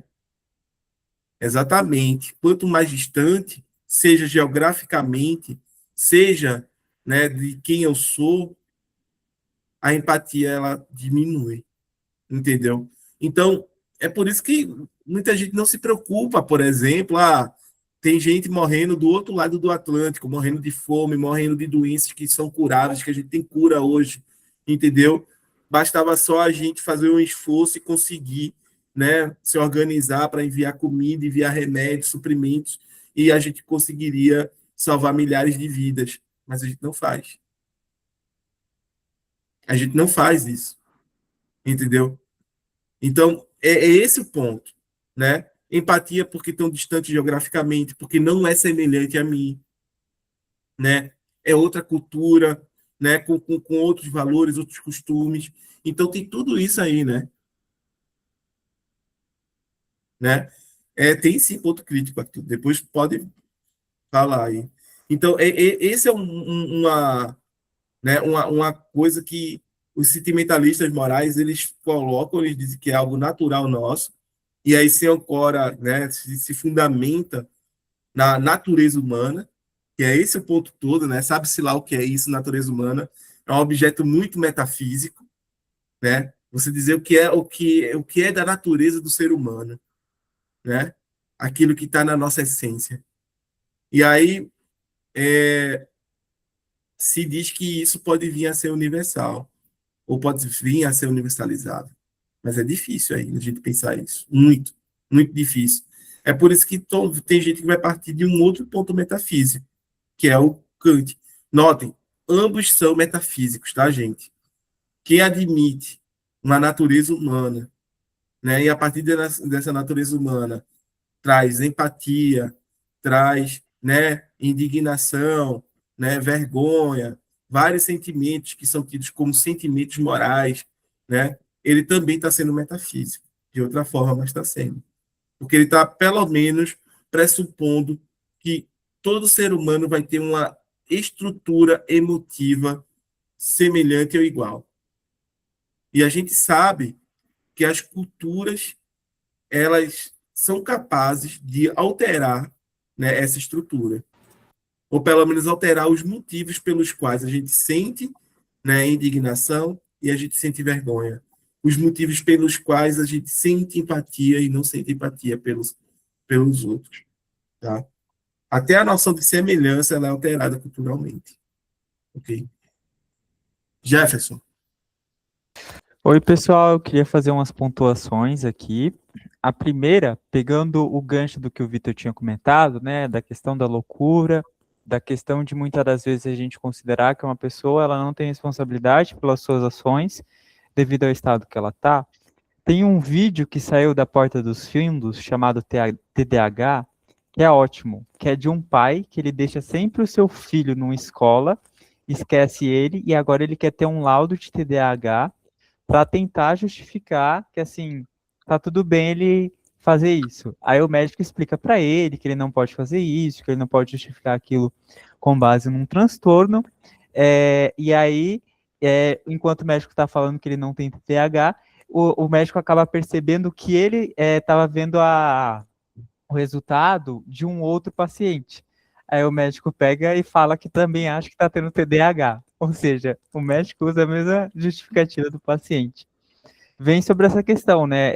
Até que ponto a saúde mental é um fator muito relevante para a pessoa ter autonomia ou não, mas até que ponto ela também pode ser justificável perante situações graves. Além disso, eu acho muito importante a gente, ao estudar Kant e ao questionar e criticar Kant, entender um pouco do contexto histórico dele, né? Então, ele está ali, na Idade Moderna, ele vai ter que responder diversas questões que as pessoas trazem, né? Em especial, ali no Iluminismo, as pessoas queriam ter uma independência maior da religião, então elas taxavam como algo muito ruim quem deixa de fazer, deixa de colocar em prática os seus desejos por causa do medo do inferno. Então, ele vai tentar construir uma lógica, uma ética que não é baseada apenas nesse medo, mas sim com essa autonomia, e ele vai tentar construir uma ética que seja universal, né, que seja aplicado para as mais diversas pessoas. E isso é um super desafio, né, que depois vai ser muito questionado frente à relativização de cada sociedade. O Erison até tinha comentado, né, do fato de cada sociedade, cada cultura ver uma coisa diferente, de uma forma diferente. Eu não sei se vocês sabem, mas o Senegal aprovou uma lei de que a homofobia vai ser comparada... A homofobia não, perdão. A homossexualidade vai ser comparado a casos de necrofilia e de alguma outra coisa assim que eu esqueci o nome. Enquanto o casamento infantil lá, ele é permitido. Então percebam, o que a gente considera como pedofilia, como algo absurdo, para eles vão entender como algo aceitável. E a homossexualidade, que para a gente é algo compreensível e natural, para eles não, vai ser algo absurdo. Enfim. Ou seja, né, a gente tem aí um grande problema, né, de relativismo cultural. Né? O ponto aqui é exatamente esse, relativismo cultural. Pode comentar, Arthur. Pode falar. Nossa, isso sempre foi um conflito que eu tenho com os antropólogos, né? Porque, assim, nas ciências sociais eu debandei, né, mais para lado da ciência política, né? Eu respondo mais para ciência política. E os antropólogos, né, aliás, você levantou a coisa do relativismo, né, que é uma ideia-chave, né, lá na antropologia cultural. Mas eu vou só contrapor uma coisa que é a seguinte, a gente tem que tomar cuidado ao aplicar essa ideia para não também desprezar os movimentos contrários que é nisso, tá? Por exemplo, há nesses países, né, Madagascar, mesmo Moçambique, Angola, Eu sei que especialmente nos países da África que tem população muçulmana, Senegal.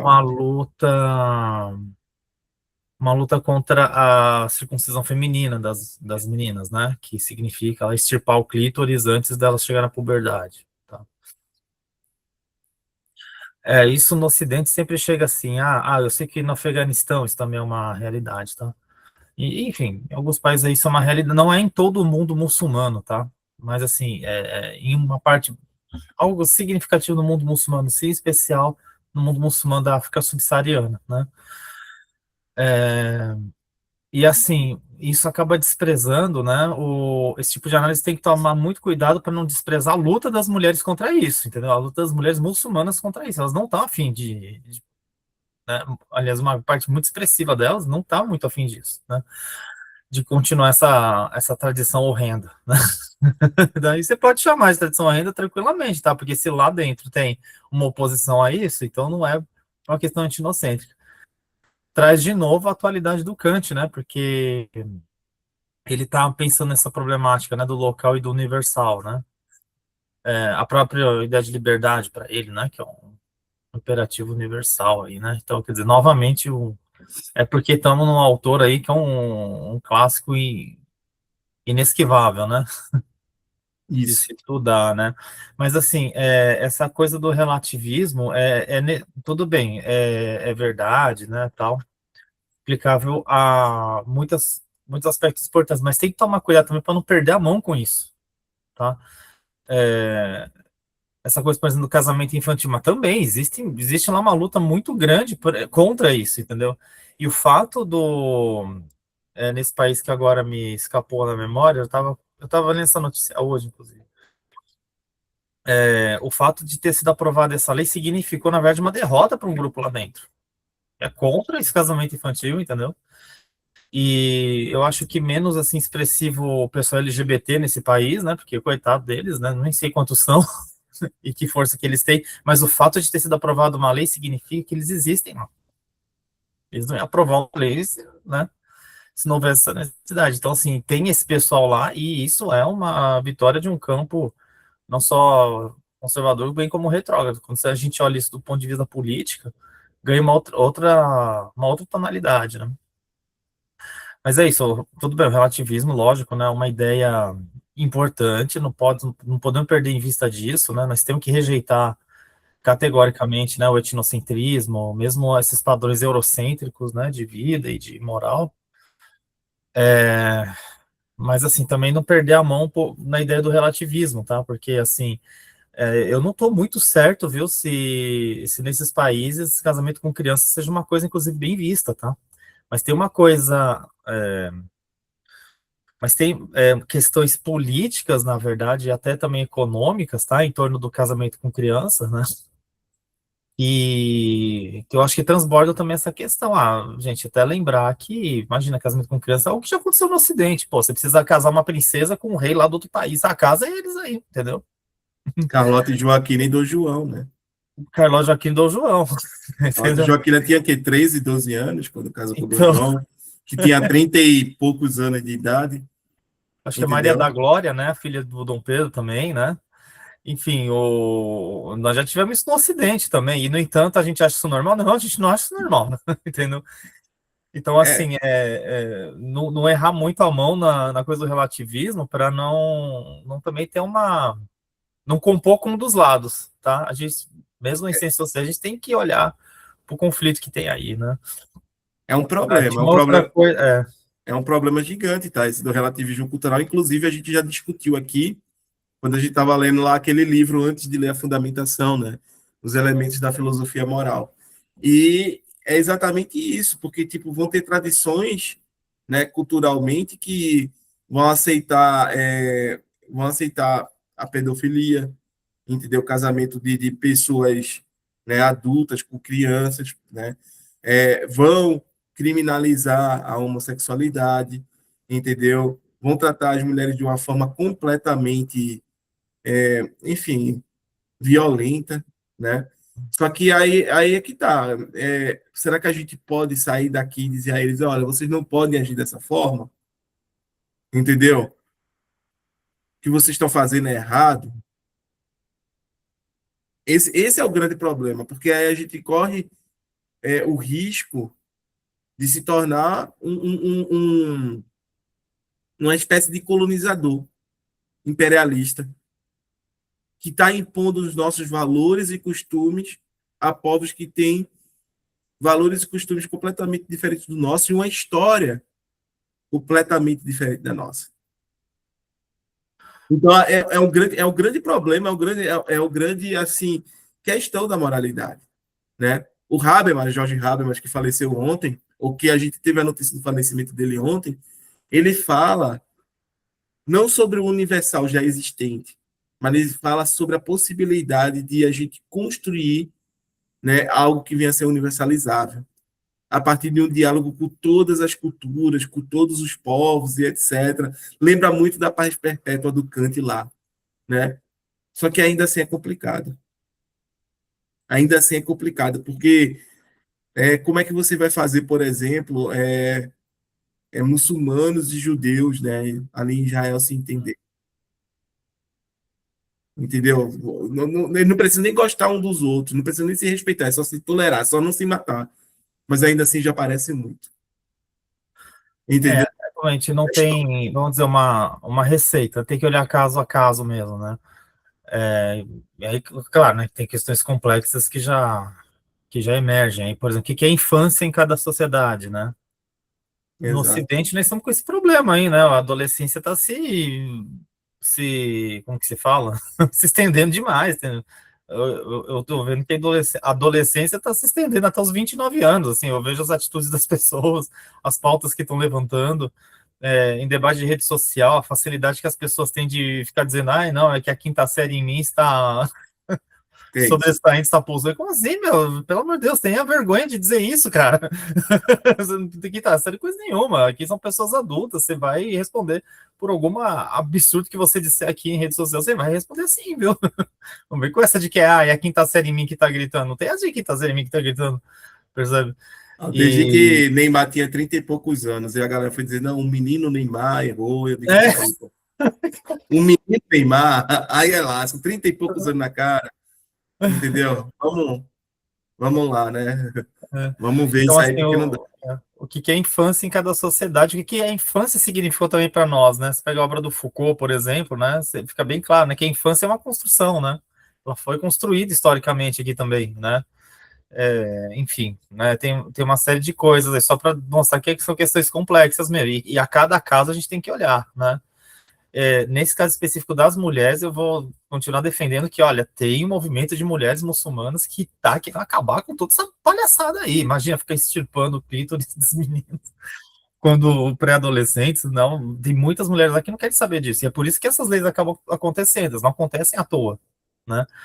E é isso. Mas é isso, é olhar sempre cada sociedade também e a cada agenda, né? Que aparece, assim, e tentar não errar a mão com isso, sabe? Para eles é normal pedofilia, não sei, não tenho certeza disso, não percebe? Mas é isso aí, bom, enfim, tô interrompendo aqui. Nada. Jefferson e depois Guilherme. Então, assim, só complementando, eu queria retomar que a moral, ela é de fato algo muito relativa, né? Porque cada cultura, cada sociedade tem a sua cultura, tem a sua forma de ver o mundo e acaba construindo a sua moral como aquele conjunto de leis e de regras que contribuem para a vida, ou para aquilo que eles consideram importante, e por isso é muito relativa. E essa tentativa de construir uma ética universal, né, que o Erson até comentou, sobre Habermas, etc., esse esforço contínuo da gente em conseguir conversar com diversas culturas, ver suas realidades, conhecer suas histórias, conseguir construir uma ética que faça bem para a humanidade como um todo. E é de fato um desafio muito grande, requer um jogo de cintura muito difícil, né? Mas eu quis trazer com esse exemplo do Senegal, por mais que existam movimentos lá dentro que são contrários a isso, porque esse tipo de exemplo nos faz questionar até que ponto essa relativização é boa ou não. A gente precisa aprender a respeitar e a tolerar o outro que pensa da forma diferente que a gente. Mas eu acredito que está tudo bem a gente também discordar da forma como o outro pensa. Perfeito. Guilherme? Eu só queria fazer só duas breves observações bem rápidas, né? Bom, eu não conheço muito da história do Senegal, mas o Senegal sofreu influência, né, europeia, colonização francesa. Então a gente precisa também entender até que ponto, né, isto também não é uma herança colonial. O que a gente está criticando neles hoje não é uma herança justamente dos nossos valores nesse período de colonização. Segundo, né, foi levantada uma questão, né, o que seria uma pessoa louca, quais são os limites de se auto-legislar, da autonomia, né, dentro dessa uma pessoa que apresenta um quadro de loucura, né? E eu acho muito interessante porque quando a gente pensa filosoficamente em razão, a gente sempre pensa nas mais diversos tipos de razão, né? Por exemplo, como que o Platão pensa, como Spinoza, como Descartes, como Kant, né? As mais diversas. Mas quando que a gente pensa em loucura, a gente nunca sai dessa estrutura médica, né? Dessa estrutura que determina o que é normal e o que é o anormal. Né? A gente não busca a fundamentação da loucura e como que ela pode ser contingente de acordo com o tempo histórico onde que ela se localiza. Né? Então, eu acho que o mais interessante, né, quando a gente pensa em loucura, qual é a razão que se contrapõe a esse sujeito que apresenta determinados comportamentos, né? Porque a gente não pode pensar a loucura sem a razão vigente. E qual é aquela razão que determina que aquele comportamento é loucura? Perfeito, né? Nossa, lembrou até o Erasmo do Roterdã, né? Elogiou a loucura. Não sei se leram, mas é um classicão que trata exatamente dessa questão, né? Enfim. Bem, gente, é só para colocar aqui, né, que todo esse debate está em torno dessa questão aqui de ter uma lei moral universal necessária, que é transcendental, né, que a gente deriva ela da mesma forma que a gente derivaria a matemática. Complicado, né? É complicado porque se fosse dessa forma, os árabes, os asiáticos, né, todos os povos ali, eles de alguma forma chegariam a isso. Mas aí diria que não, né? Pode ser que alguém venha falar da maioridade da razão, tudo mais, da pedagogia moral, que é algo que a gente vai ver aqui, né, nessa crítica da razão prática, e que faz parte do desenvolvimento moral das pessoas, tá? Eu não sei se a gente continua, né? Porque já estamos aqui bem próximo do nosso horário, faltando 5 minutos, né? Só para continuar aqui, né? Os únicos objetos de uma razão prática são, portanto, o bem e o mal, né? Pois, pelo primeiro, entende-se um objeto necessário da faculdade de desejar, e pelo segundo, entende-se um objeto da faculdade de aversão, mas ambos segundo o princípio da razão, né? Ou seja, ambos estão ali sempre caminhando, né, com a razão, nunca distante, né, da coisa. E essa noção de bem e do mal, o Kant vai, né, aprofundar, ok, gente? Bem, alguém gostaria de falar mais alguma coisa, de externar mais um ponto aqui, mais alguma questão? Vocês gostariam de colocar mais alguma coisa aqui? Hudson? Só sobre a questão da loucura, né? Infelizmente, eu ainda não li o que o Foucault falou sobre a loucura, mas eu sei que ele aborda esse tema também. Mas a loucura, ela há muito tempo que ela é tratada, né? É um tema, todos somos loucos algum dia. É algo que acredito. Ela é tratada há bastante tempo, né? Desde, por exemplo, antigamente, né? Aqueles povos antigos que eram guerreiros, bárbaros, né? Que a gente dá para perceber quando a criança nascia com algum defeito físico, então o que que eles faziam? Eles abandonavam, né? Se você não tem capacidade para sobreviver sozinha, se você não é forte, então eles deixavam de lado. Então, acredito que a pessoa que apresenta algum determinado tipo de loucura, né, que foge do padrão ali da normalidade, digamos assim, então acredito que acontecia a mesma coisa com ela, né? Eu lembro de algo que o Machado de Assis falou no, no Alienista, né, ele diz assim, o personagem, né, falando que ele leu lá na Torá, né, no Alcorão, perdão, que, que bem-aventurados são os loucos, né, porque Alá lhes tirou o juízo para que não peques, né, então é uma maneira diferente de pensar também, né, então, agora, acredito, o que é considerado loucura hoje em dia na nossa sociedade moderna, já que o conhecimento avançou tanto, né, desde os antigos até hoje, né, até na contemporaneidade, ou aquilo que foge de um comportamento padrão, né, que é dito normal, assim. Eu acredito que eu sou do mesmo tipo da opinião do colega aqui, que acredito todos nós, né, em determinados momentos a gente apresenta um comportamento que foge ali do padrão, né, mas só que ainda assim não é dito como loucura, né, quer dizer, né, pelo menos não o tipo de loucura que é tratado mesmo pela medicina atualmente, né, aquele tipo de loucura em que alguém é incapaz de desenvolver um pensamento crítico, racional, de usar razão, né? Parece que é retratado como uma pessoa que vive num estado vegetativo, né? Esse tipo de loucura, eu acredito que seja isso que a medicina hoje em dia retrata, né? A pessoa que é louca, né? Nesse sentido, nesse quesito, né? Agora, acredito que seja isso mesmo, esse louco, né? Essa loucura. Agora, o que o Foucault fala sobre a loucura também, eu não sei, não. Acho que com certeza, né? Ele apresenta um pensamento mais filosófico, mas agora eu já não sei para onde é que ele vai, né?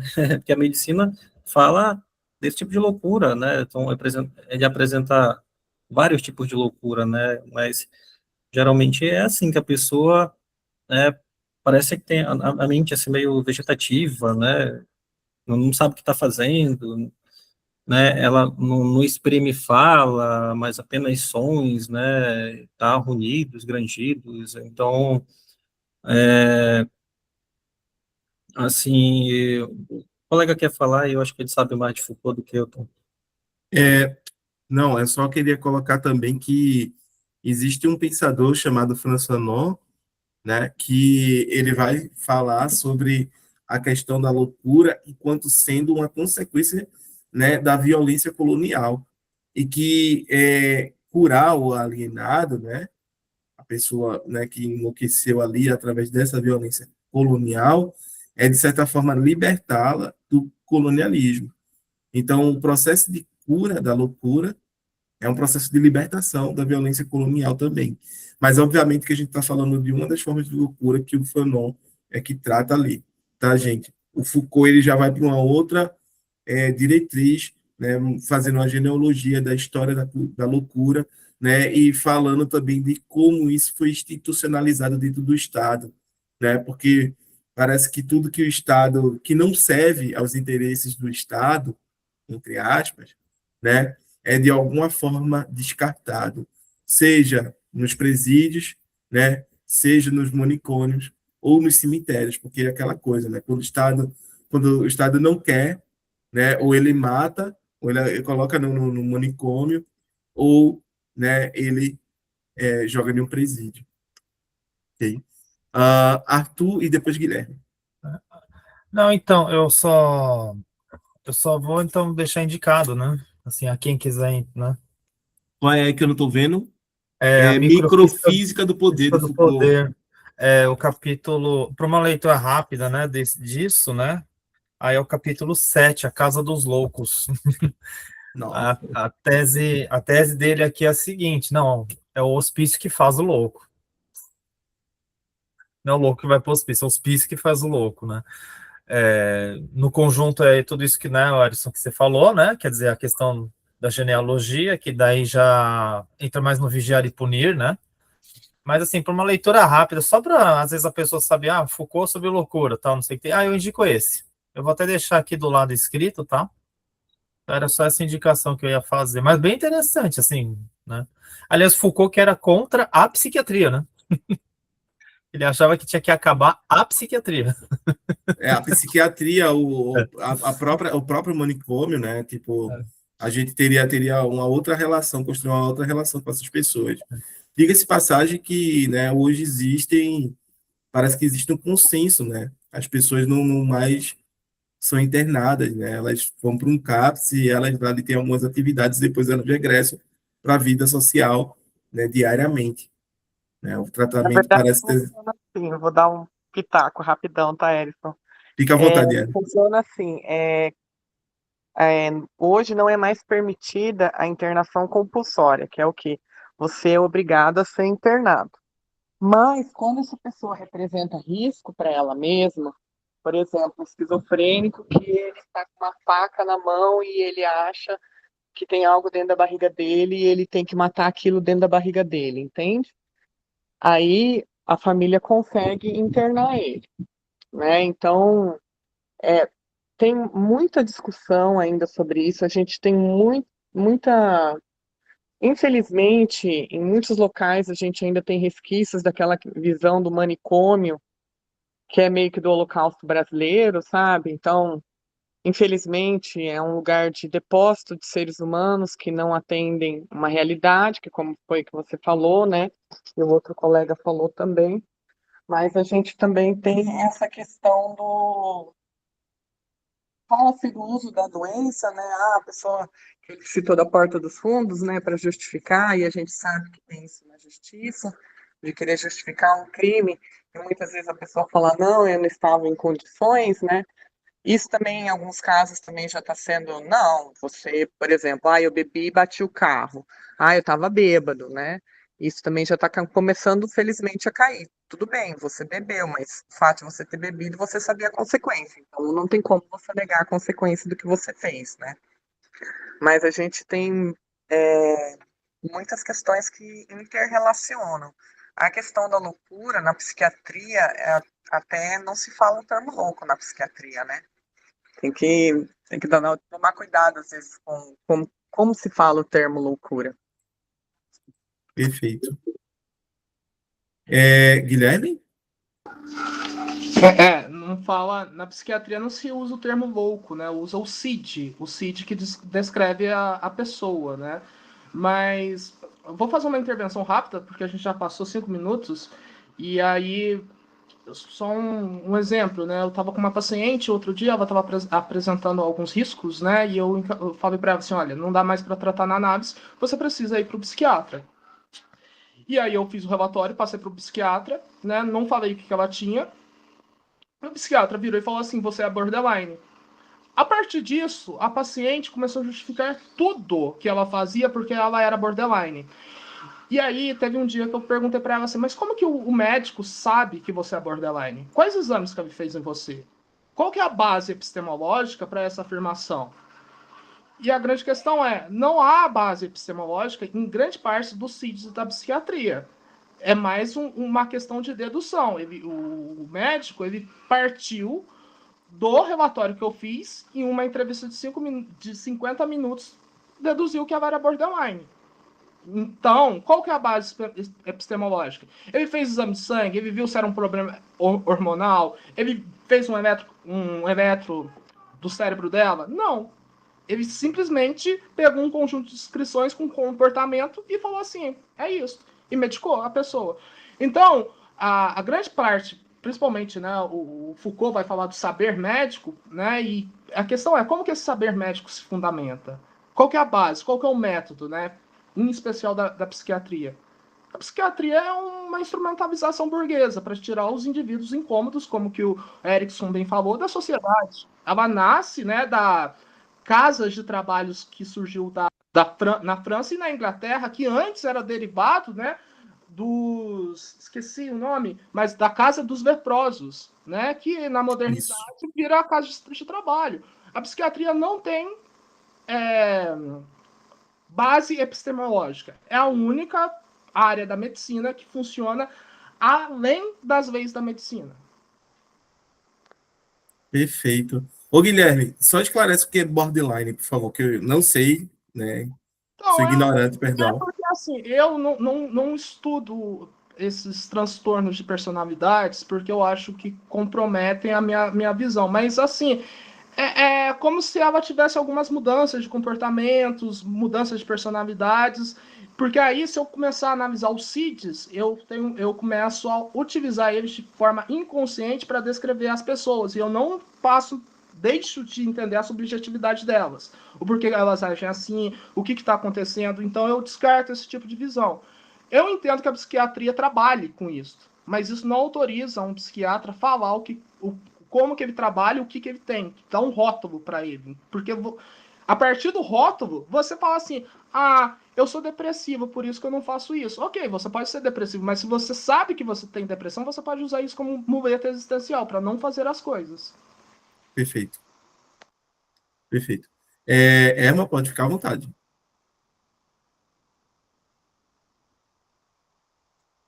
Então, borderline é um tipo de personalidade, ele não é um feed, se não me engano. Eu já li sobre isso. Aliás, eu sempre gostei muito de ler sobre psiquiatria, sociopatia, enfim, sobre doenças mentais, né?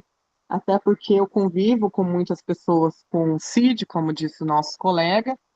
O que ele falou, realmente existe um movimento de antipsiquiatria exatamente por conta disso, né?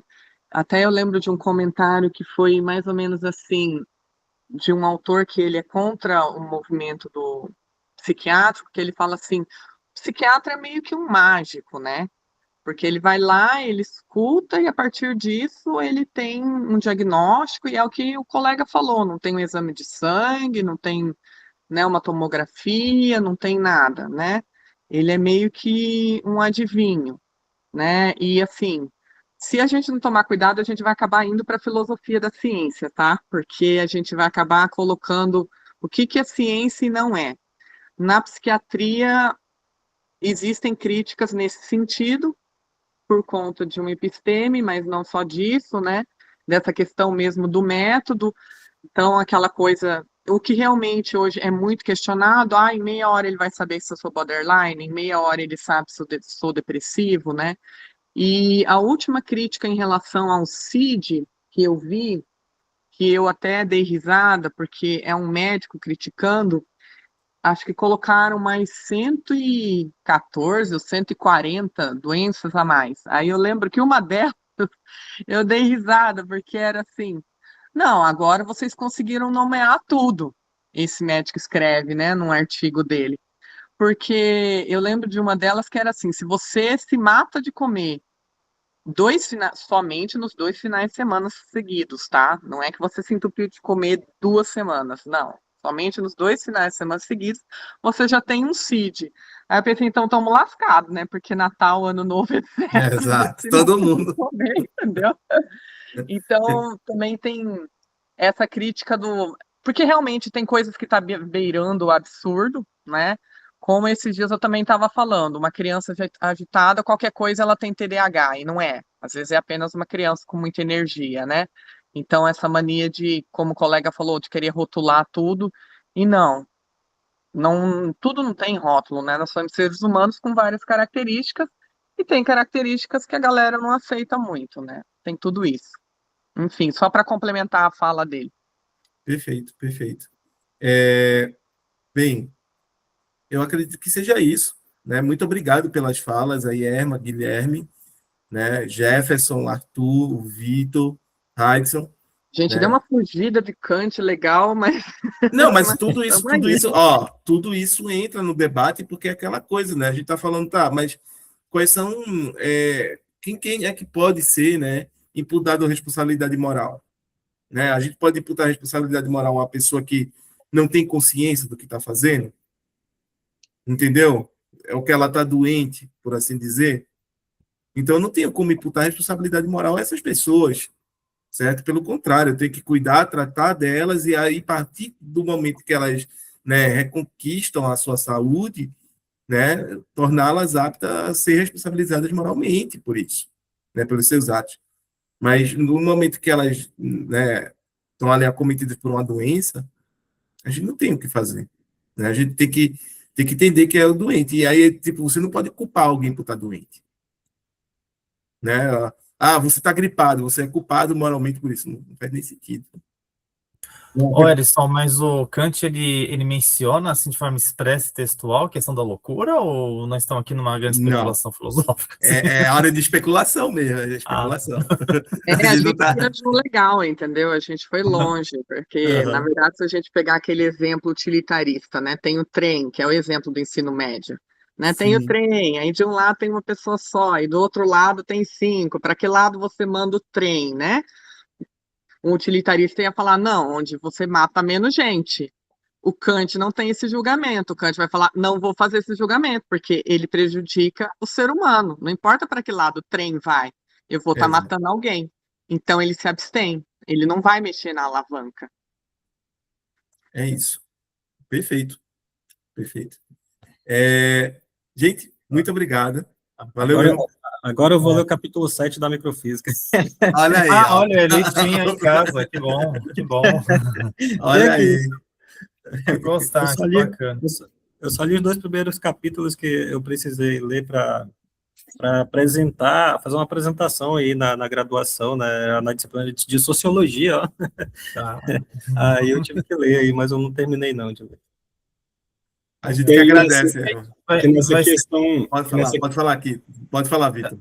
que nessa questão do trem, se o Kant se omitir, ele é condenado pelo Nietzsche, sabe por quê? Porque a omissão também é uma escolha, então ele está bem enrolado.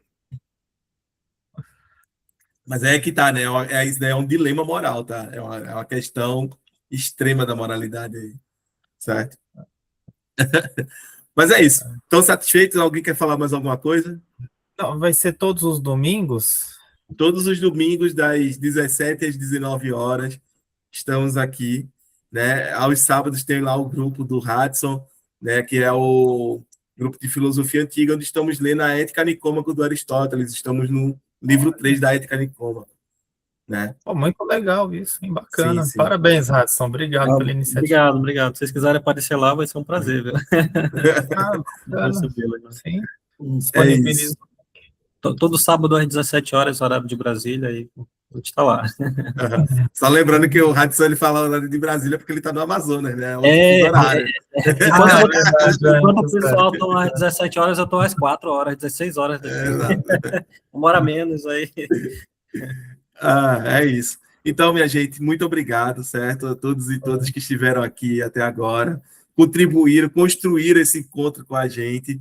Muito obrigado mesmo. Próximo domingo estou aqui. Tenham uma ótima semana. Se cuidem e a gente se vê, tá? Valeu, um abraço. Valeu, pessoal. Até mais. Viu? Até mais.